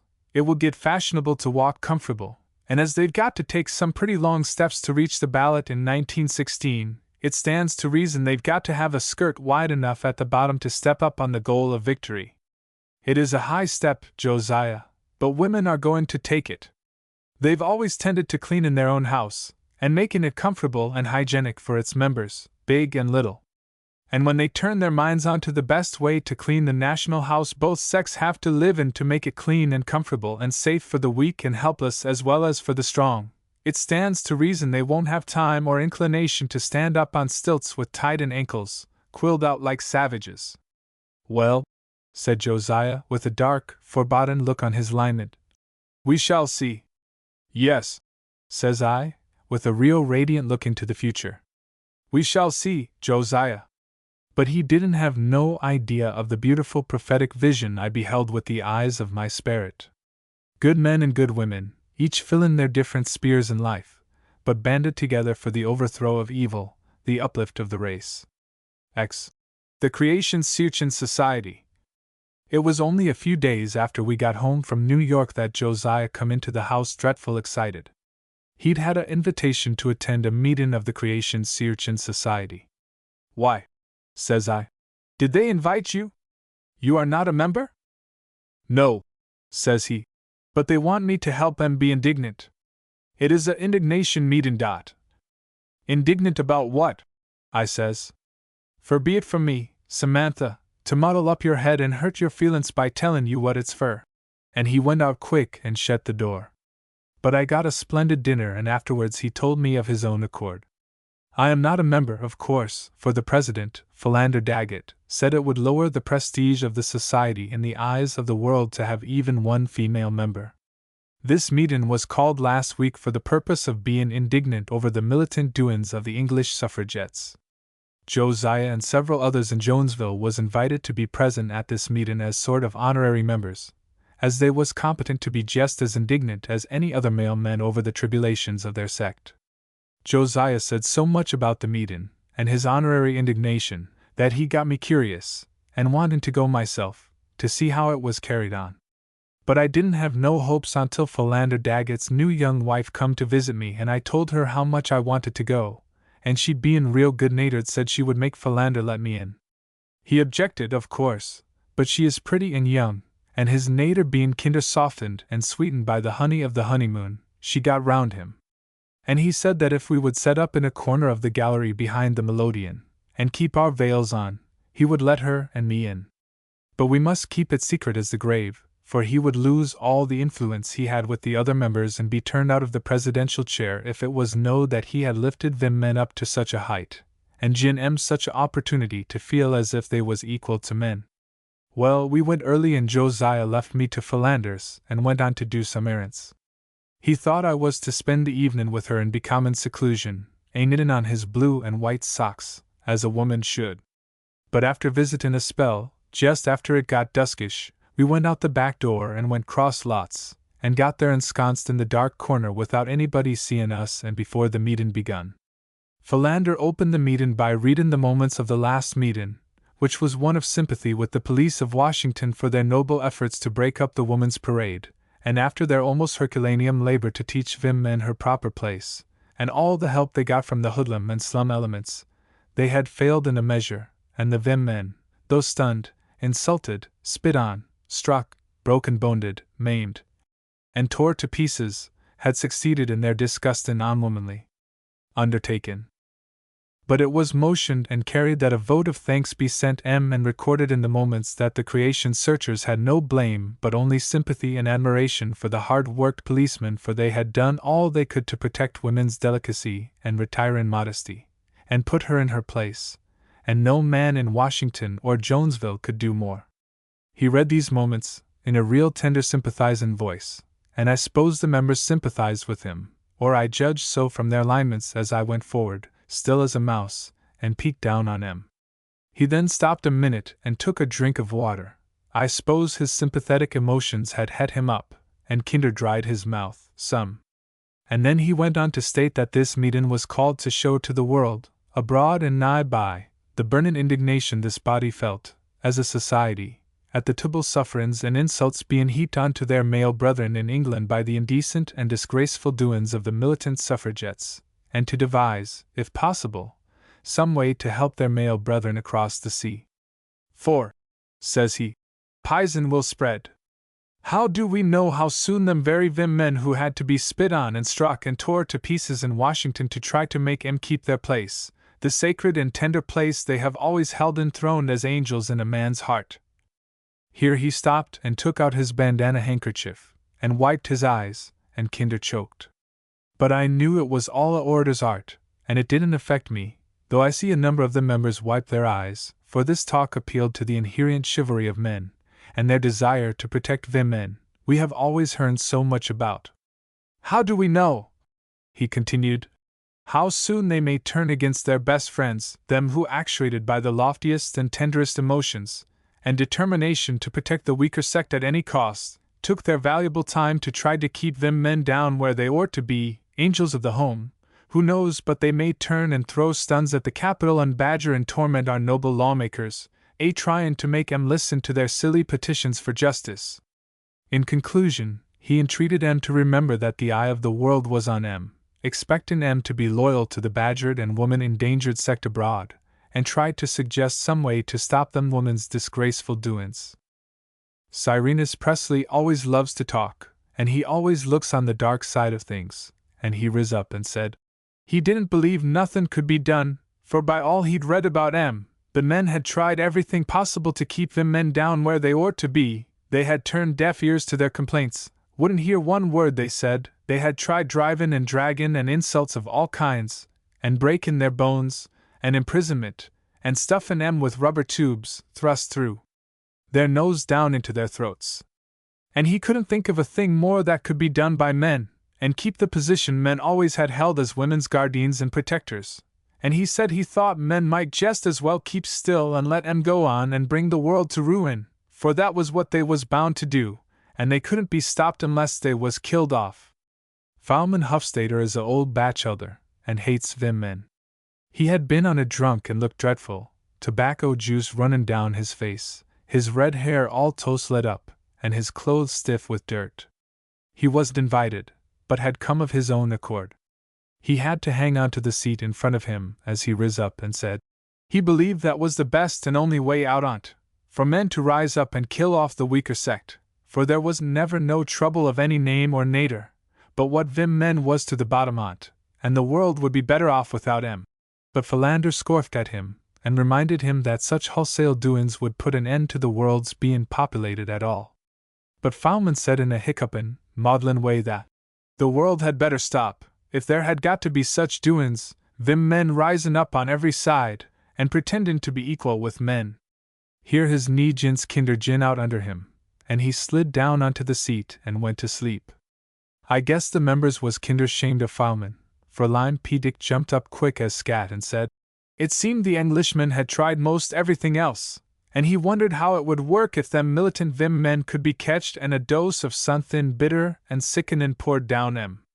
Every time they broached that loathsome doctrine of equal rights, and tried to make lawmakers listen to their petitions, jest catch 'em and pour down 'em a big dose of wormwood or somethin' else bitter and sickenin', and he guessed they would get tired on't. But here Josiah jumped up quick and said, he objected, he said, that would endanger the right them men always had, and ort to have of cookin' good victuals for men and doin' their housework, and bearin' and bringin' up their children, and makin' and mendin' and waitin' on 'em. He said nothin' short of a Gatlin gun could keep Samantha from speakin' her mind about such things, and he wasn't willin' to have her made sick to the stomach, and incapacitated from cookin' by any such proceedin's. The members argued quite a while on this pint, but finally come round to Josiah's idees, and the meetin' for a few minutes seemed to come to a standstill, till old Cornelius Snyder got up slowly and feebly. He has spasms and can hardly wobble. His wife has to support him, wash and dress him, and take care on him like a baby. But he has the use of his tongue, and he got some man to bring him there, and he leaned heavy on his cane, and kinder steadied himself on it, and offered this suggestion. How would it do to tie females up when they got to thinkin' they was equal to men, halter 'em, rope 'em, and let 'em see if they was? But this idea was objected to for the same reason Josiah had advanced, as Philander well said. Them men had got to go foot loose in order to do the housework and cookin'. Uncle Sime Bentley, who was awful indignant, said, I motion that men shall take away all the rights that Vim men have now, turn 'em out of the meetin' house and grange. But before he'd hardly got the words out of his mouth, 7 of the members riz up and as many as 5 spoke out to once with different exclamations. That won't do! We can't do that! Who'll do all the work? Who'll get up grange banquets and rummage sales, and paper and paint and put down carpets in the meetin' house, and get up socials and entertainments to help pay the minister's salary, and carry on the Sunday school, and tend to its picnics and suppers, and take care of the children? We can't do this, much as we'd love to. One horsey, sporty member, also under the influence of liquor, riz up and made a feeble motion. S'posen we give them men liberty enough to work, leave 'em hand and foot loose, and sort o' muzzle 'em so they can't talk. This seemed to be very favorably received, especially by the married members, and the secretary was just about to record it in the moments as a scheme worth tryin', when old Dr. Nugent got up, and says in a firm, decided way, Vim men cannot be kept from talking without endangering her life. As a medical expert I object to this motion. How would you put the objection? Says the secretary. On the ground of cruelty to animals, says the doctor. A fat Englishman who had took the widder Shelmadine's farm on shares says, I hold with brother Josiah Holland's argument. As the father of 9 young children and 30 cows to milk with my wife's help, I hold she mustn't be kept from work. But I propose if we can't do anything else that a card of sympathy be sent to Hold Hen Land from the Creation Searchin' Society of America, tellin' 'em how our earths bleeds for the men's sufferin' and hardships in Avon to leave their occupations to beat and aul round and drive females to jails, and feed 'em with rubber hose through their noses to keep 'em from starvin' to death for what they call their principles. This motion was carried unanimously. But here an old man, who had just dropped in and who was kinder deaf and slow-witted, asked, What it is about anyway? What do the Vim men ask for when they are pounded and jailed and starved? Hank Yurden, whose wife is a suffragist, and who is mistrusted to have a leanin' that way himself, answered him. Oh, they wanted the lawmakers to read their petitions asking for the rights of ordinary citizens. They said as long as their property was taxed they had the right of representation. And as long as the law punished Vim men equally with men, they had a right to help make that law, and as long as men claimed women's place was home, they wanted the right to guard that home. And as long as they brought children into the world they wanted the right to protect 'em. And when the lawmakers wouldn't hear a word they said, and beat 'em and drove 'em round and jailed 'em, they got mad as hens, and are actin' like furiation and wild cats. but claimed that civil rights was never give to any class without warfare. Heavens! What doin's? Says old Zephaniah Besom. What is the world comin' to? Angleworms will be risin' up next and dem enin' to not be trod on, says he. I have studied the subject on every side, and I claim the best way to deal with them militant females is to banish 'em to some barren wilderness, some foreign desert where they can meditate on their crimes, and not bother men. This idea was received favorably by most of the members, but others differed and showed the weak points in it, and it was gin up. Well, at 10 p.m., the creation searchers gin up after argin pro and con and pro, that they could not see any way out of the matter. They could not tell what to do with the Vim men without danger and trouble to the male sect.